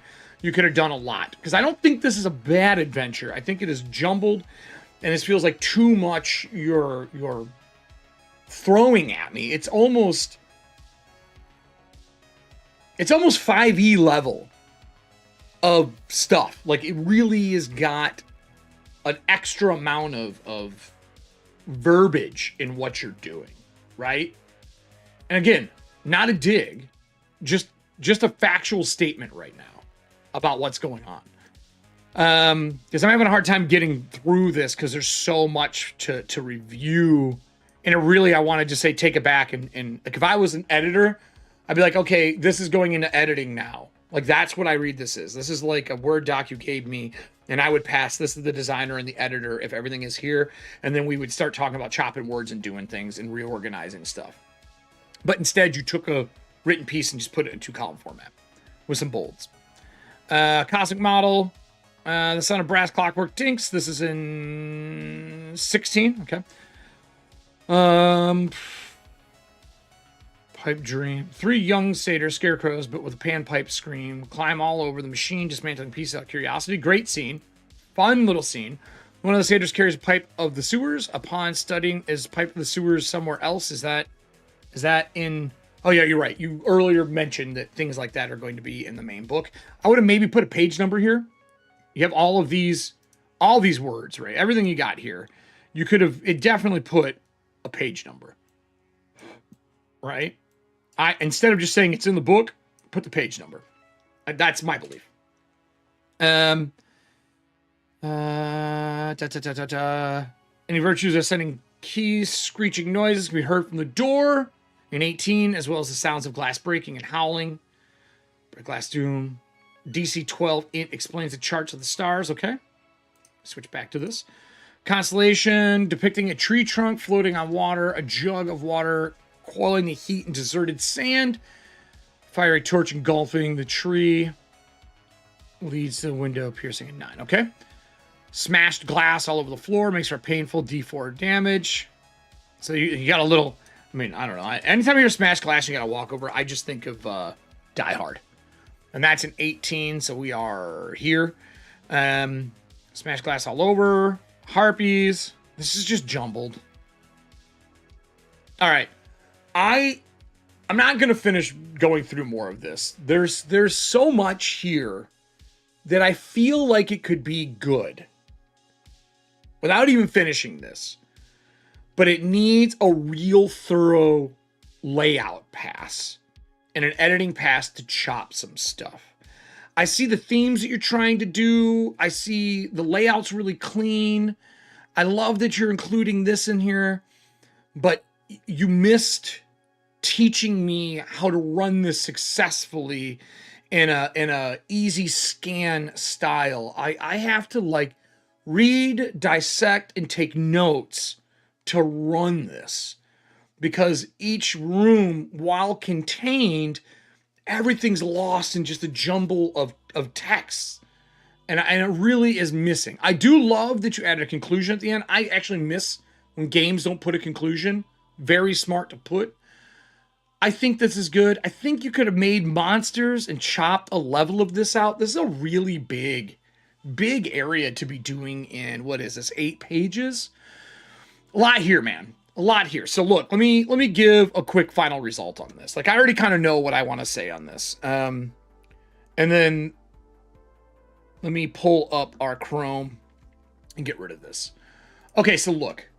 The cover, the look, your opening pages. I'm closing my eyes now in frustration. I'm envisioning right now while I'm talking. The cover, the look, the feel of what you wanted to do is there. I saw the glimmer, the idea in the beginning, the cover, the page after it, and then even in the next page. Wholeheartedly missing some art layout. This is where I tell people if something is new to you, find a template and use it. If somebody else's, go buy one on DriveThruRPG for $2. Copy somebody else's. Look at something you visually like and just duplicate it. Just follow it. There's a reason that it works. You don't have to reinvent the wheel, but you at least got to drive the car. And right now, you have given me the idea of what the car is, but it's super hard to run. Because I have to this feels like really hard, old school first edition, almost impossible for me to get through. And that's a problem. That's a problem. So let's talk what we're going to do. Inspiration. I think you're inspired. It incorporates the elements well. It feels like an NES game. I'm giving it a 3. I think you actually were inspired. Practical and playability of this table. 2. It's so much work. You're making me do too much work for an 8-page adventure. Vibes, tones, and atmosphere. 8-bit retro.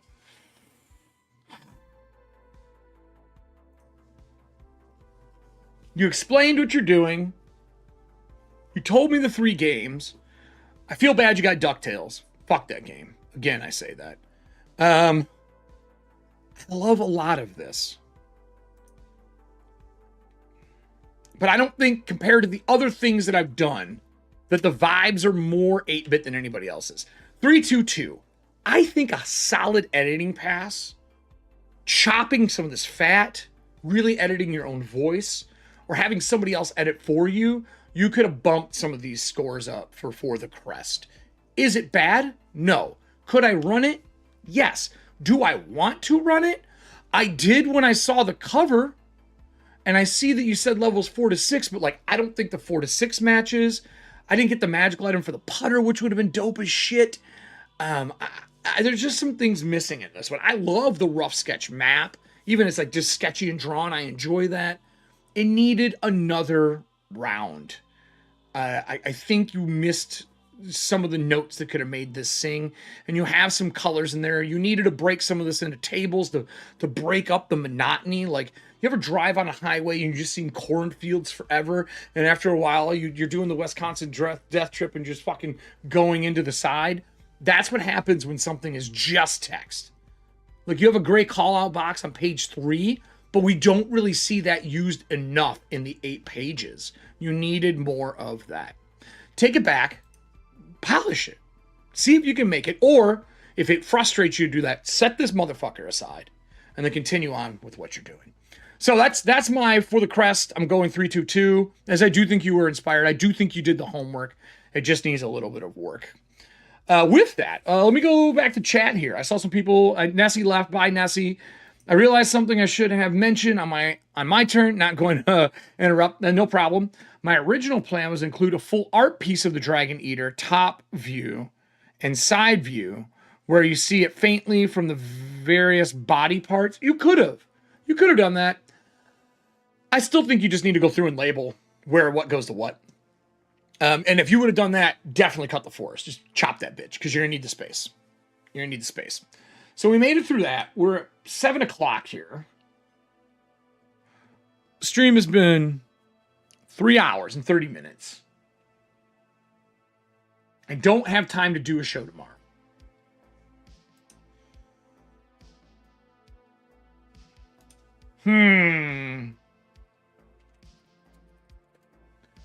Let me look at the other people who wanted me to do it. And let me just see what was other things on the chopping block to like go over. So that was For the Crest. I think one was Gangsters and Gargoyles was next. Yeah, Gangsters and Gargoyles. I love the name, by the way. I love alliteration. Where's Gangsters and Gargoyles? Gangsters and Gargoyles. I know I saw it earlier.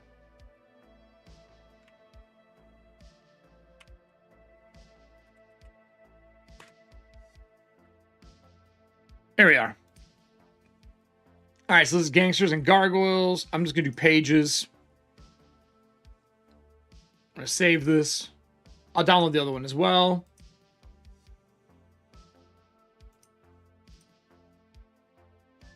Okay, so I'm going to look at his webpage, because I said I would do that for these. All right, real clean. I like the look. Black and white, hard to print. Oh, you actually did the card grid, you motherfucker. You motherfucker. All right, so I'm gonna do this one. I'm gonna see if I can get this done. It doesn't look to be too long, and I wanted to do a 4 today. So let me pull this up. Let's prep ourselves for Gangsters and Gargoyles. I'm gonna hit back one. I'm gonna copy this, and then we're gonna copy this, and we're gonna go here. I'm gonna close this one. We're gonna close Acrobat, open Chrome. Yes, save this stuff that I did. Okay. As a gentleman who did Gangsters and Gargoyles here, I don't know if he is. I would love to know if you are. If not, no big deal. So we're gonna drop this down. This is gonna be 1, 2, Gangsters and Gargoyles. And then we're going to drop it down. We're going to paste this. Okay. Take us back over. And we're, oh, I fucking did this again. Sorry, we have it set up. I'm going to delete the numbers, right? I should do date. Got to do that.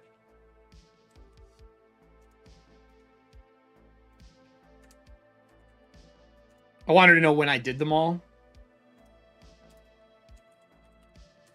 Okay. And then I'll just put yesterday for these.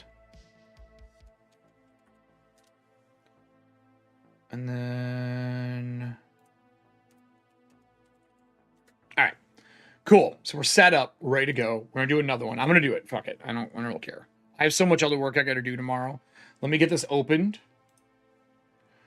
I love the name for this, as a heads up. I love the idea of Gangsters and Gargoyles. I think that's a fucking great name. Great name. All right, so we got the booklet style. Bookmarks, already a bonus, my friend. Let me view. We're going to do page display, single pages, view,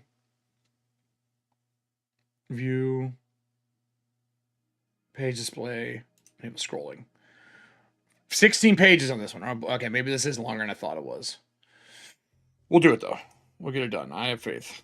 All right, I'm going to go back to here. We're going to, again, do this. I'm clipping these in case I want to pull anything out and make them their own episodes eventually. That's the reason. For those who haven't been here on Wednesdays, I treat this like a studio day, like a full-on recording day. So when I'm doing this, putting this on screen, and putting the ad up, I'm setting myself up for markers and stuff like that, if you're wondering why. So this one is at 3 hours and 15. All right. So we're going to do Gangsters and Gargoyles, everybody. So this is the next one for the 8-bit game jam. We're doing this the second day in a row. This is number 4. This was somebody else who submitted me in DMs that would like me to go over. This was Watcher DM, I believe. I have a bunch of them that people want me to do, right? But I haven't got through them all yet. So we're gonna do this one next. I'm excited for this one. I love the name.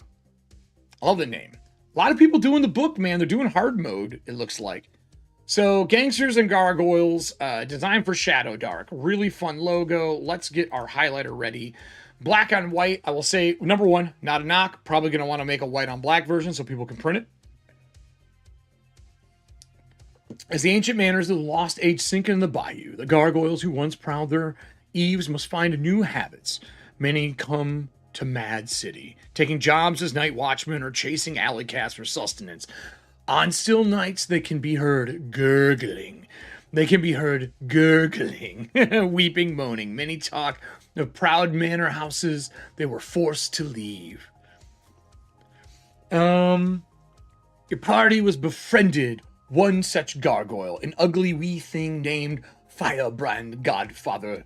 Gordon's gang has seized Firebrand's former home. They slowly are demolishing the house as each of the treasure Firebrand was created to guard the Gargoyles' Grove. Glove? The Gargoyles' Glove. Is that supposed to be Grove? Firebrand no longer cares to guard the treasure. He just wants to keep it out of Gordon's hands. If you can retrieve it, you can keep it.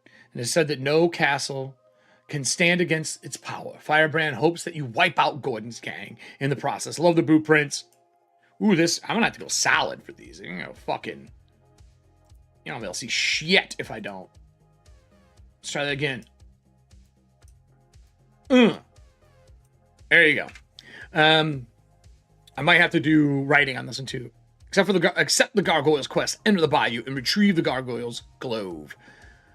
Glove. Why am I saying glove? Glove. I'm a fucking idiot. Read Frankhouse. So before I do this, I want to see what the inspirations are.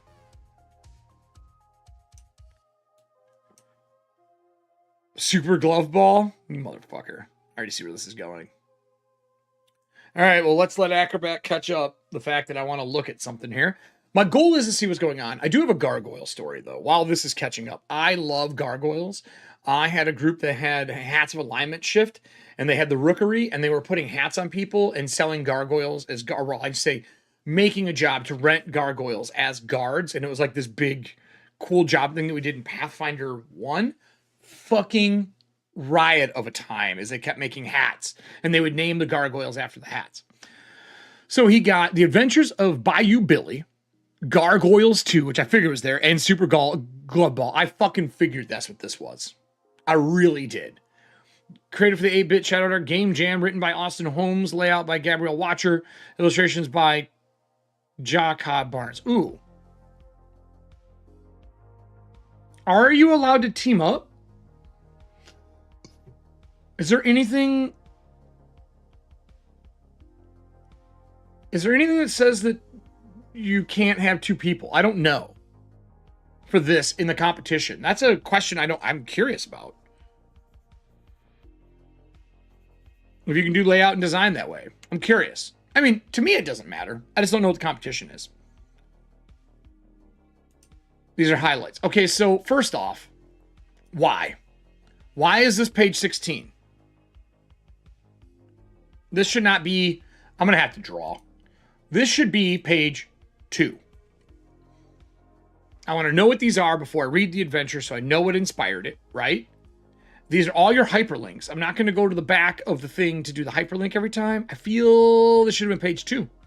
And then it should have been the introduction. And then it should have been the Bayou Boat. Let me quickly, before I make harsh, like, hey, change this. I'm going to go 2-page. Yeah, no.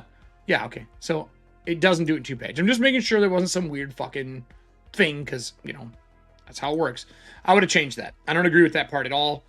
I would change that piece personally. You do you, but that's my belief. All right, so Bayou Boat Battle. This fucking art, man. Star. Entering the bayou requires riding a fan boat along a narrow stretch of the estuary where you need a guide. Luckily, Bayou Billy is a fan boat captain, old enemy of the Godfather Gordon and drinking companion to the crawlers. He can pilot the boat along the rail narrow waterways. The crawlers just have to defend it. That's amazing. Gordon gang has their own fan boat. 4 gangsters find the crawlers halfway through the bayou. They keep pace at near distance, firing into the boat. The combat lasts 3+ rounds. An additional complication appears. A crocodile flops onto Billy's boat's gunwales and tries to eat the crawlers. Awesome. Once enemies are dispatched, Billy boat nears an abandoned manor house. This setup, this is an opening, boys and girls. This is fucking dynamite, right? Like, this is dynamite. This is the opening I want. I want something like this where I'm starting just fucking in it.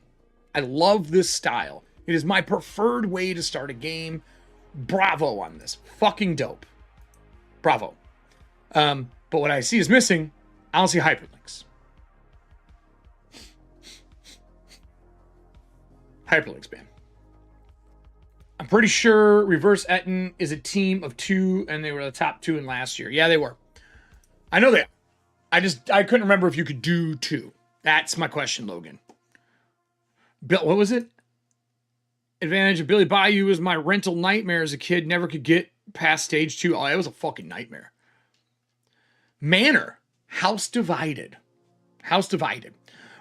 Rocco and Rocky, Gordon's 2 sons/bodyguards, are desperate to impress their father. They wrongly believe the gargoyle's glove will earn his respect. They turn against each other if they think the other brother has a glove, is about to attack them, has slandered them to Gordon. If one brother kills the other, he'll soon realize he was duped and lay ambush to the crawlers. Structural integrity. If 6 interior walls are destroyed by the Powerball or the Great Gargoyle, the house begins to collapse. Creatures inside test DC 9 each round or take 1d4 points of damage. Was there levels? Well, level 3. Okay, so perfect.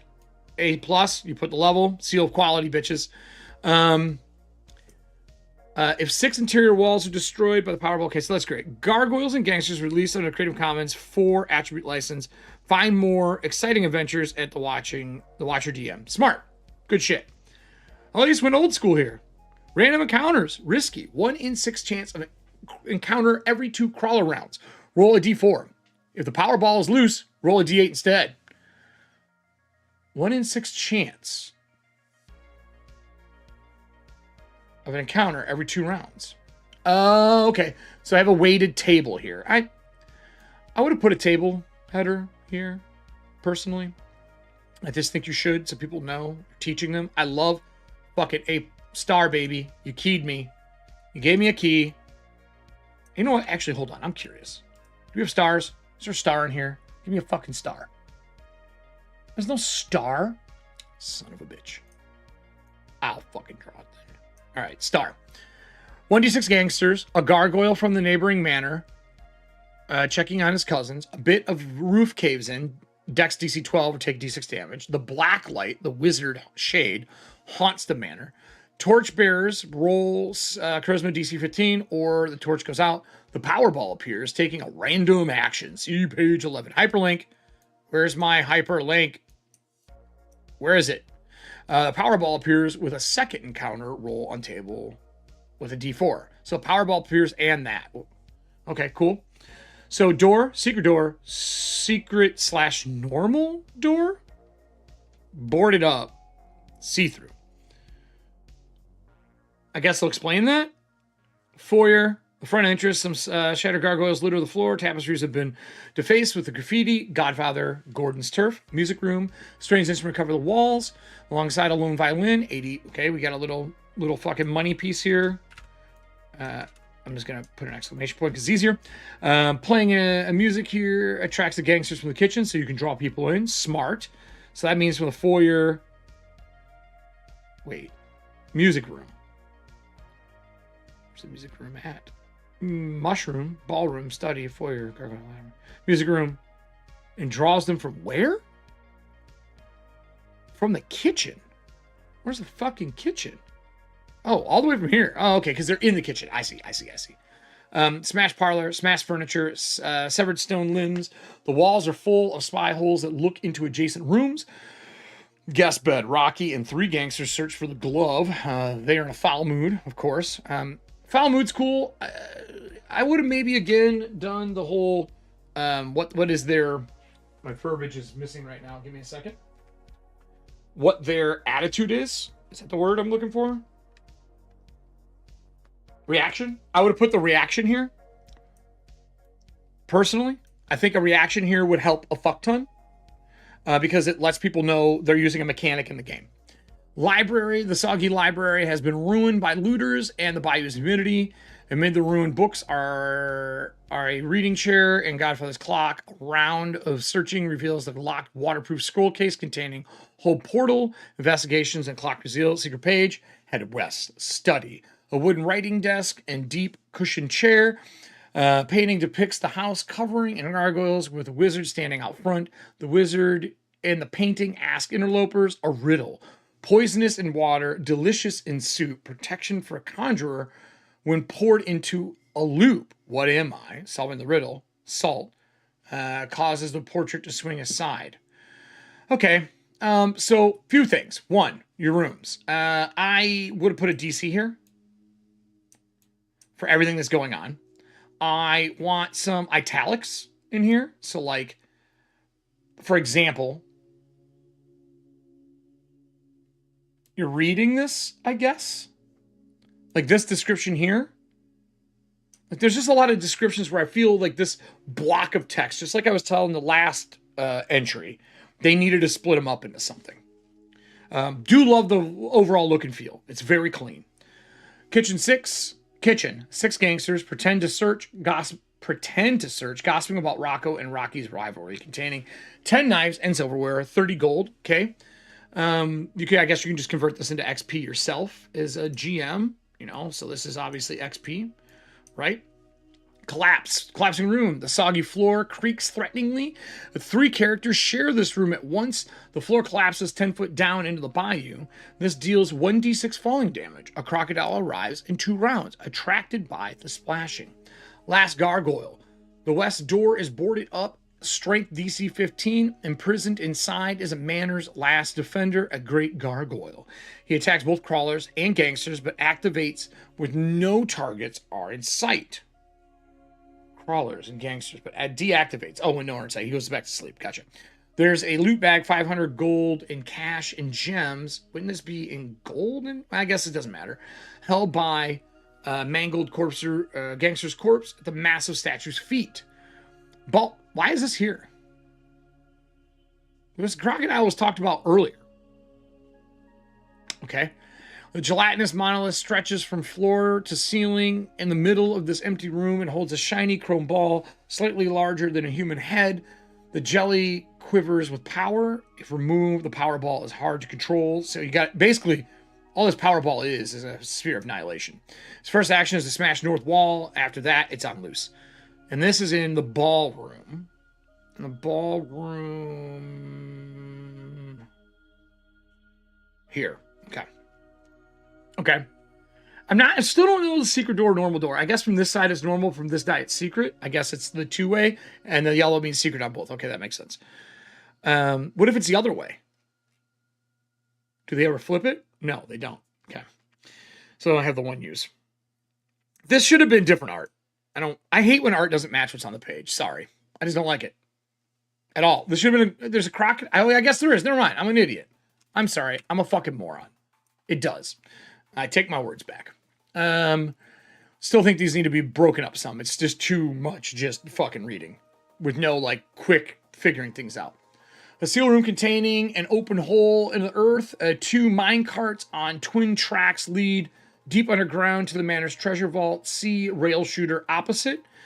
Okay, I'm curious to see what the rail shooter is. See rail shooter opposite is on the, okay, it's on the next page. So this is definitely designed as a 2-page spread. I wouldn't say opposite. I would have put a page number here. Right, that's good for print though. But opposite to me means here. Int DC 12. Again, I would have saved space. You guys know. You all know my rule for this. IDC 12. That's just meme. Tool room contains a great axe, pole, rope, and crowbar. Okay. Conservatory glass wall containing 3 rot flowers and a rare orchid. Okay. Master bedroom. Morocco and 3 gangsters toss the room. The house's late owner is dead in bed. Murdered in his sleep, torn and ruined spellbook pages litter the floor. The door east is boarded shut with an X painted on it. Strength DC 15 to open. We're level 3 to 4. Yeah, man, it's still pretty tough. Mushroom. Moisture and darkness fills this room with strange life. Eating a mushroom is a gamble. DC Wisdom 15 to find bonus life mushroom. Is it an alligator? Yeah, no, it's an, I mean, it says crocodile. Sorry, not alligator. Crocodile. That was me just talking. It's a big fuck. It's a modern day dinosaur. Check. Butler's room. A single thug with 3 mastiffs carries a note from the Godfather Gordon. Keep my sons on task. Use their competitiveness to motivate them, but don't let them lead to conflict. Rocco's too ambitious, and Rocky's too vicious. I like the wordplay. I like their wordplay. Again, you need to break these down a little bit. Some bolding, some moving, some italics, some just breaking. It's just block text, no spaces between anything because you're trying to save space. The rail shooter. I like this. 2 rails, each with a minecart, leading under the manor to the Gloves Grotto. The crawlers take 1 down without dispatching all of Gordon's gangsters. 4 gangsters will chase them down in the second cart, sabotaging the cart, preventing this. Rounds 1 and 2, the gangsters will be within near, able to make ranged attacks, but with no solid ground between the 2 minecarts. Round 3, the minecarts diverge, separate by a stone wall. Each group of combatants can take a round to heal or prepare. One of the gangsters recovers 1d4 hit points. First off, this is a game mode. It's game mode. Label it. Make it a game mode. Because you're teaching people the mechanics that are already in the game. The minecarts return to near distance and ranged combatants resume. Combat resumes. Both minecarts will arrive in the grotto under the manor. Survivors begin melee combat. When the crawlers leave the grotto, the minecarts carry them up slowly, but without trouble. It's a cool little fun game. Also, big space here. Like maybe a random table. Something could have been used there. Art, something. The grotto. Atop the plinth carved to look like intertwining gargoyles. It's a fucking power glove. Gargoyles rest the gargoyle's glove. Crawlers who inspect the plinth notice the pressure plate. I love that he's just telling you. He's just telling you it's there, which is what you're supposed to do if they and if they look at it. Again, I would have broke this block up though. If I don't read this whole thing, I'm gonna miss stuff. And everyone's like, "Well, just read it." Listen, your job is to make my job easier as a GM to run it. So do the extra work to do that stuff as a designer. I'm not bitching at them. I'm just bitching in the universe. As that said, I believe that people who do design work should take the extra time to make the GM's life easier. It's already difficult enough. And I'm saying that as a professional GM and as a professional designer. That's how I see this. If an object with roughly the same weight as the iron glove can be quickly swapped with a DC Dix 15, no trap is activated. The glove is taken clumsily, the plinth animates, splitting into 2 gargoyles. Ooh, I like the art for this. That's smart. Fun. Man, 2 though? Is that enough? I don't remember gargoyle stats. We'll get to it. Other than the plinth and the glove, the grotto contains some shallow pools. Search that contain a tiny silver grotesque. These are worth 200 gold. 2 human silversmiths, but Mad City's gargoyles would be outraged to learn their sale. These are young larval not ready to hatch for another 90 years. Powerball, unless secured in its gelatin monolith of the gargoyle's glove, the Powerball is a danger to all creatures and structures around it, its head. So Powerball, unless secured in the gelatinous monolith. Oh, so you gotta like bloop into it. The gargoyle's glove, the Powerball is in danger to all creatures, structures around. It's a head-sized silver ball, and it bounces. It gains momentum rather than losing it every round. On initiative count 20, it rolls on the Powerball moves table. Once the Powerball has taken its action, the creature within near wearing the gargoyle's glove may try to catch the Powerball. DC Dex 12. Creature already holding the Powerball in the glove can throw the Powerball as an action, but makes the move their choice immediately after, which the glove holder can try again to catch it. Okay. Failure indicates the Powerball is loose and takes its next action on initiative 20. The Powerball may end up... So first off, this here is fucking important. I feel like up here where they are... We obviously, Powerball doesn't exist yet. Boom, we're in the bayou. Then we hit the manor. And they talk about the glove attacking and all that kind of stuff, right? They talk about the structural integrity of this. I think instead of this piece here, one or the other, I think I would want the power glove here. Like, I think the glove, the ball, I want the ball rules here, like next page, like page 5. And then I want these to be next to each other. I know you have to do some reorganizing, but that's just because this is so far in. I'm almost done with the adventure, and I'm using this Powerball all the time they're in the manor. Maybe they put it here because it's a magical item, right? And if that's the case, benefit and curse isn't in here, which is the way we train, or benefit, curse, or feature, curse, or benefit and feature, or just benefit, or just curse. We teach people to use them that way. This is part of the game mode and part of it. We have the gargoyle's glove down below. We'll see what happens. This is important. I do like this concept. I just am questioning where it is in the adventure. The Powerball may end up in the other areas of the manor. Then the crawlers track it even when it's off screen. Okay, I like that. I would have killed for a token for the glove, for the ball. I think it'd be fun.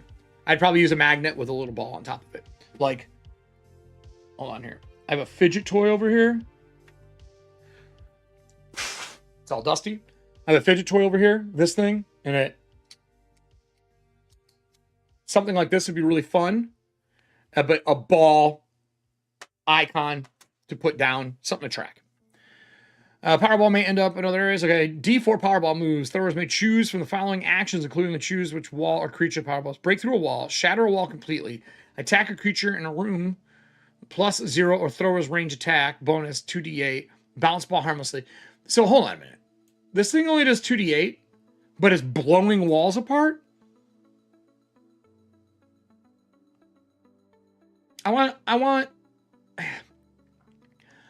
some shit can be chopped. I think this ball needs to have like a strength roll or throw a person a room. Like, I want him to move an actual strength.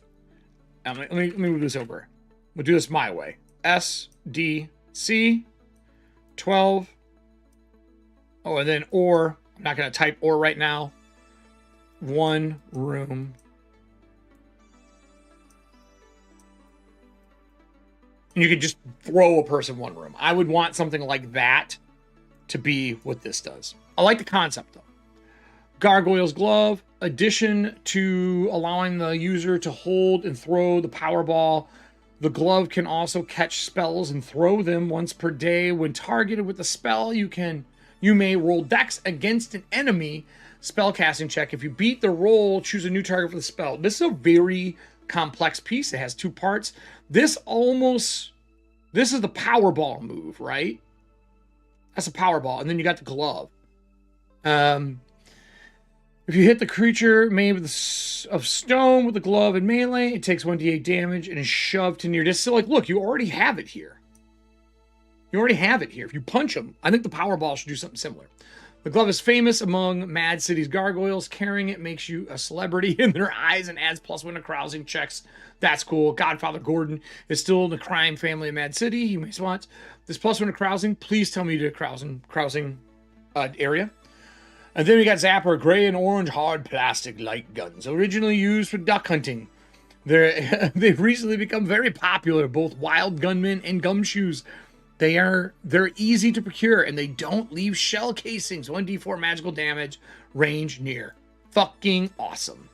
Just fun. Bonus life mushroom. An 8-bit classic gave 3d4 hit points if you drop to 0 hit points in the next 24 hours. Cool. Awesome.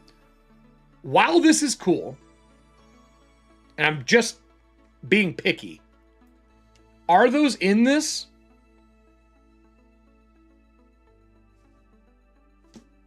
I don't think they are. So they're fun little pieces. They're added. But I would have rather have had something added that matched the game than just straight up Nintendo stuff. Just me. Technically speaking, he's being inspired by it saying Capcom and Nintendo on these, but I would have rather had something else. That's just me. But it's still fun. They're really fun. This is basically a magic missile gun. Monsters. The following monsters can be found in Shadowdark core rulebook. I love this. Thank you. Great gargoyle. A near room-sized stone grotesque with a water spout mouth. Got it right. Good job. There's a difference between gargoyles and grotesques. 16, 48, 1 claw, +3, 2d6, half near fly. Half near? Why?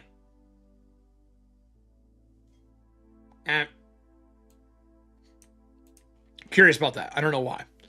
I guess it like boop, and jumps. Only damaged by magical sources. Disadvantage on initiative, so he's very slow. Fills a near-sized cube extended from the Great Gargoyle. Dex save DC 12. Or fire damage. Juggernaut can move through thin wooden walls and destroy them. Okay, cool.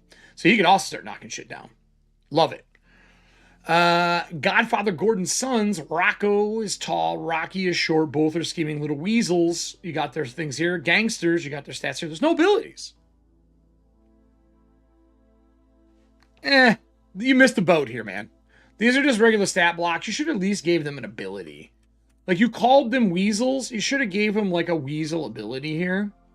And then for these, you have these, but, like, they don't have any ability. An ability would have been kind of fun. I dig this. This is fucking A++, man. Awesome. But I want an ability for the monsters. I think that's a little... not a good sell for me. Adventures of the Bayou Billy. The sources are mostly NPCs and enemies. We also drew inspiration from the game structure, level, and a mix of beat-em-ups and rail shooters. I think you fucking nailed this. These rail shooter segments used the NES Zapper, which inspired our Gangsters, weapon of choice. Mad City, our home base, inspired by the game's Japanese title. Awesome. Gargoyle Quest 2, the inspiration for the quest giver, the dungeon's fiercest monster, and the blacklight random encounter, the gargoyle festoon aesthetic. Okay, I think you fucking, again, you did it. I think you nailed that. The Power Blow, the source of 2 MacGuffins. We were inspired by both breakout style gameplay where you navigate the maze. I think you nailed this as well, man. This is good. What? Dragonflies? I don't know what this is. I'm lost. I must have missed something. And then this is written up. Okay. Went through it really clean. All right, so let's talk. Let's talk. What do I feel about this? I think it's pretty good. I like the art. I like the layout. I feel like Gangsters and Gargoyles is definitely a playable piece. I think it is very fun. If this could be printed into a small size and put in your backpack, this would be a great traveling convention game, right? Even better if you had that board and you had everything in it, and you had paper stands, and you could roll the ball from room to room and hit walls and knock things over. I could see a really fun interactive piece out of this. As an RPG, still fun.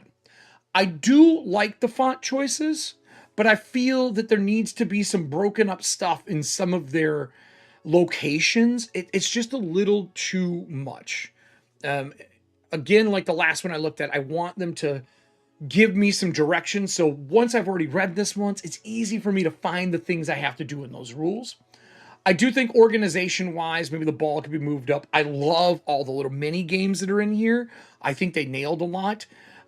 I think that even this simple mat is easy for people to use. There's in here a lot of things that are really good. Now, let's talk some weaknesses. Look, I feel your monsters are a little uninspired. I think the most inspired one is probably this, where it splits into 2 gargoyles. I think you could have done so much more. Like, I love the laser guns. I like the gangsters. I like the things you did. I love the boat chase. I think the opening is a banger. But you didn't give me anything fun to play with as a GM besides this Powerball. Like, and the Zapper gun's cool, and the bonus life mushroom cool. Where are they at? Was there a bonus life mushroom somewhere? Like, does it get rolled somewhere? Did I miss this? Maybe I missed it. Maybe a room had it. You know, actually, while I'm saying this, I'm going to look up life, and we're going to see where they are. So that's the word for life. Strange life. The mushroom. So the bonus life mushroom. So it is in this room. So it is in one spot. I guess that's cool. It's fun. You could also get one that kills you. That's kind of fun. But I take back why these zappers are in here. They were in the game. That's on me for not knowing the actual pieces. Good on you for putting them in. So I definitely will eat that. But like, the gangsters don't have anything, man. Like Rocco and Rocky have a bunch of stuff up top, but they're scheming weasels. I want some abilities for the monsters to have something cool. You're supposed to pin them against each other. The gangsters are there, but they just feel like stat blocks of a commoner with a laser gun. Give me something fun for them. You make up with it for the gangster names, though. I love the fact you have Mr. TNT, Wild Bill Yonder, the Accelerator. These are great. It harkens back to me to Space Mutiny with MST3K, with Thick McRunFast. Or no, Big McRunFast, Thick McLarge Huge. That's what this reminds me of. I think this was really smart. Thanks for telling us the inspirations. I actually like that you took a page to do that. And I love that you have this at the end. I do believe this should have been your second page. I'm going to be using the hyperlinks that are in here. I want them to be usable from the front of the book. But to your credit, you did put in bookmarks. Hyperlinks in here. Overall, great job from their team. 3 people doing this. Very cool. It's a solid piece. So let's talk. What would I give this? Let's go back over to Chrome. Let's talk about what I would give this. So, do I think they were inspired? Yeah, I think they did a really good job with the inspiration. I like the little mini games. I think it's good. Inspiration is how well the submission incorporates elements from the assigned NES games. I think they nailed a really good job. But the monsters just, I want more. They're dull. They're dull monsters. And that's why I'm kind of docking a point on that one. Practicality and playability, 4. I think it's very playable. I think it makes sense. A little rearranging would help some for me. I do think that your blocks of text need to be broken up a little bit to make them easier to read. Like, once I've run it a couple times, I can just look at those little things. I think that would help a lot. Vibes, tone, atmosphere, and 8-bit retro energy. Dude, the art is not retro, right? This is classic Shadowdark art feeling.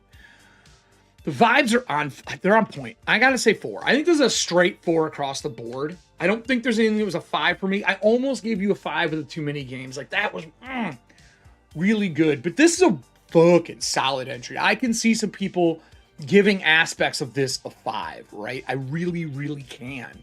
But like, out of the things I've done so far, the only one I gave the other one was the Cairn Climbers, because I feel like that really hit the note for me. And it did a hex crawl, and it did the things that we want from Shadowdark right now. And I think you guys did the same thing, kind of leveling the playing field up. Solid entry. I'll be going through these things later tonight and adding everybody's stuff in. So with that said, I hope this helped everyone today. I hope it really helped people kind of look at other people's work, look at their own work. I know when I look at it, I look at the flaws in my own work when I do this stuff to see what I can change. And these are solid entries. That one, even that I gave a lower score, it just needed some layout help. And I think it would have sang. And that's, you know, this team I just looked at now is a team of people who have layout stuff. So to each their own. I'm going to be doing more of these. I got through all of the ones I said I was going to get through today. I even want to point out that someone did a Frozen Treasure. So I want to hit on this before I leave today. I talked about him needing to add Frozen Treasure to the back of his table for the Cairn Climbers. Check this out, everyone. This is super fun. Look at this piece. Frozen Treasures. Can your party brave the chilling climb while evading the corrupting king of the mountain? Make sure you bring your mallets and pythons and ensure your success. Frozen Treasure. Look at this. Perfect. Perfect. Super fun. Thank you for doing this. This is the Cairn Climbers. They went through and added this afterwards. I think that's so apropos. Right? Real quick, we'll talk to the audience here. Then I'll close this out because I'm going to make food.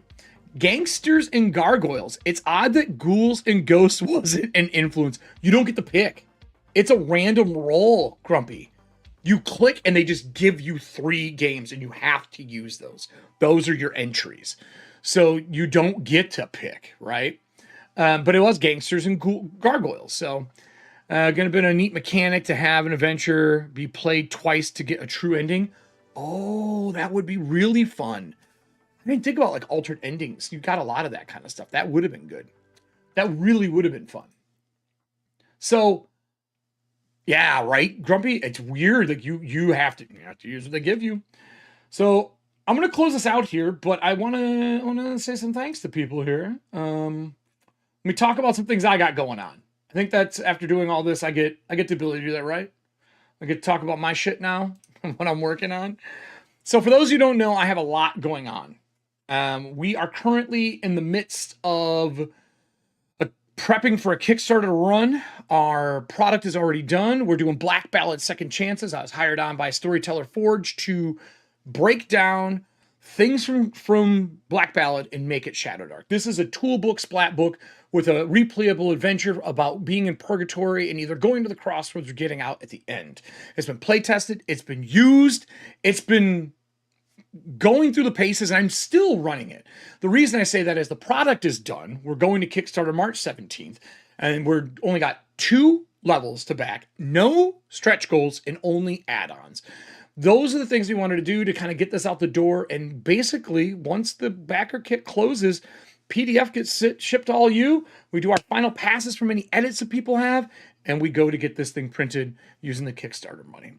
Gentleman who's in chat right now, Grumpy Dungeon Master, they had us over on their show. I put links below. I will have links coming up as we continue doing this. We are going to direct everybody to things they want to learn about the game through the cool interviews we're doing around the internet with friends and people who are doing stuff. I've already been on Cypher Unlimited. We were on the Grumpy Dungeon Masters. We've been on a couple other ones that we can't quite say yet. And also, Rick and I are recording a series of the process of making this book, putting it out, and getting it to people.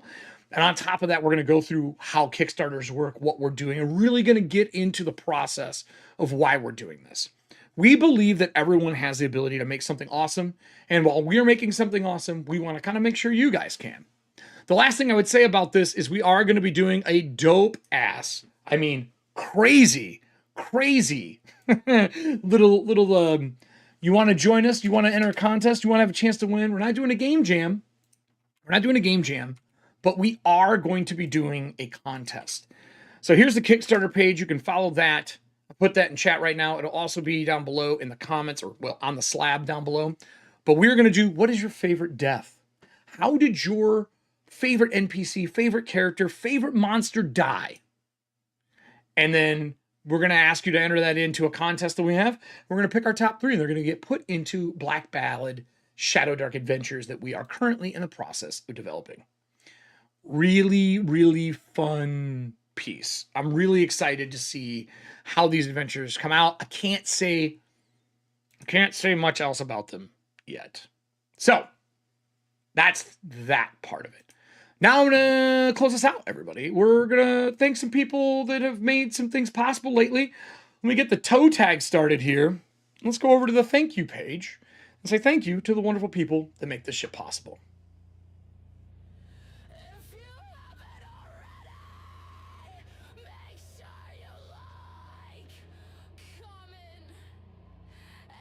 Look, everybody, I know you know the routine. These motherfuckers over here are the wonderful patrons that have helped make all this stuff I make possible. I update these as often as I can. These are the people who follow, who pay as patrons, but I make products all the time. You've seen some of them while I've been doing these long-form interviews.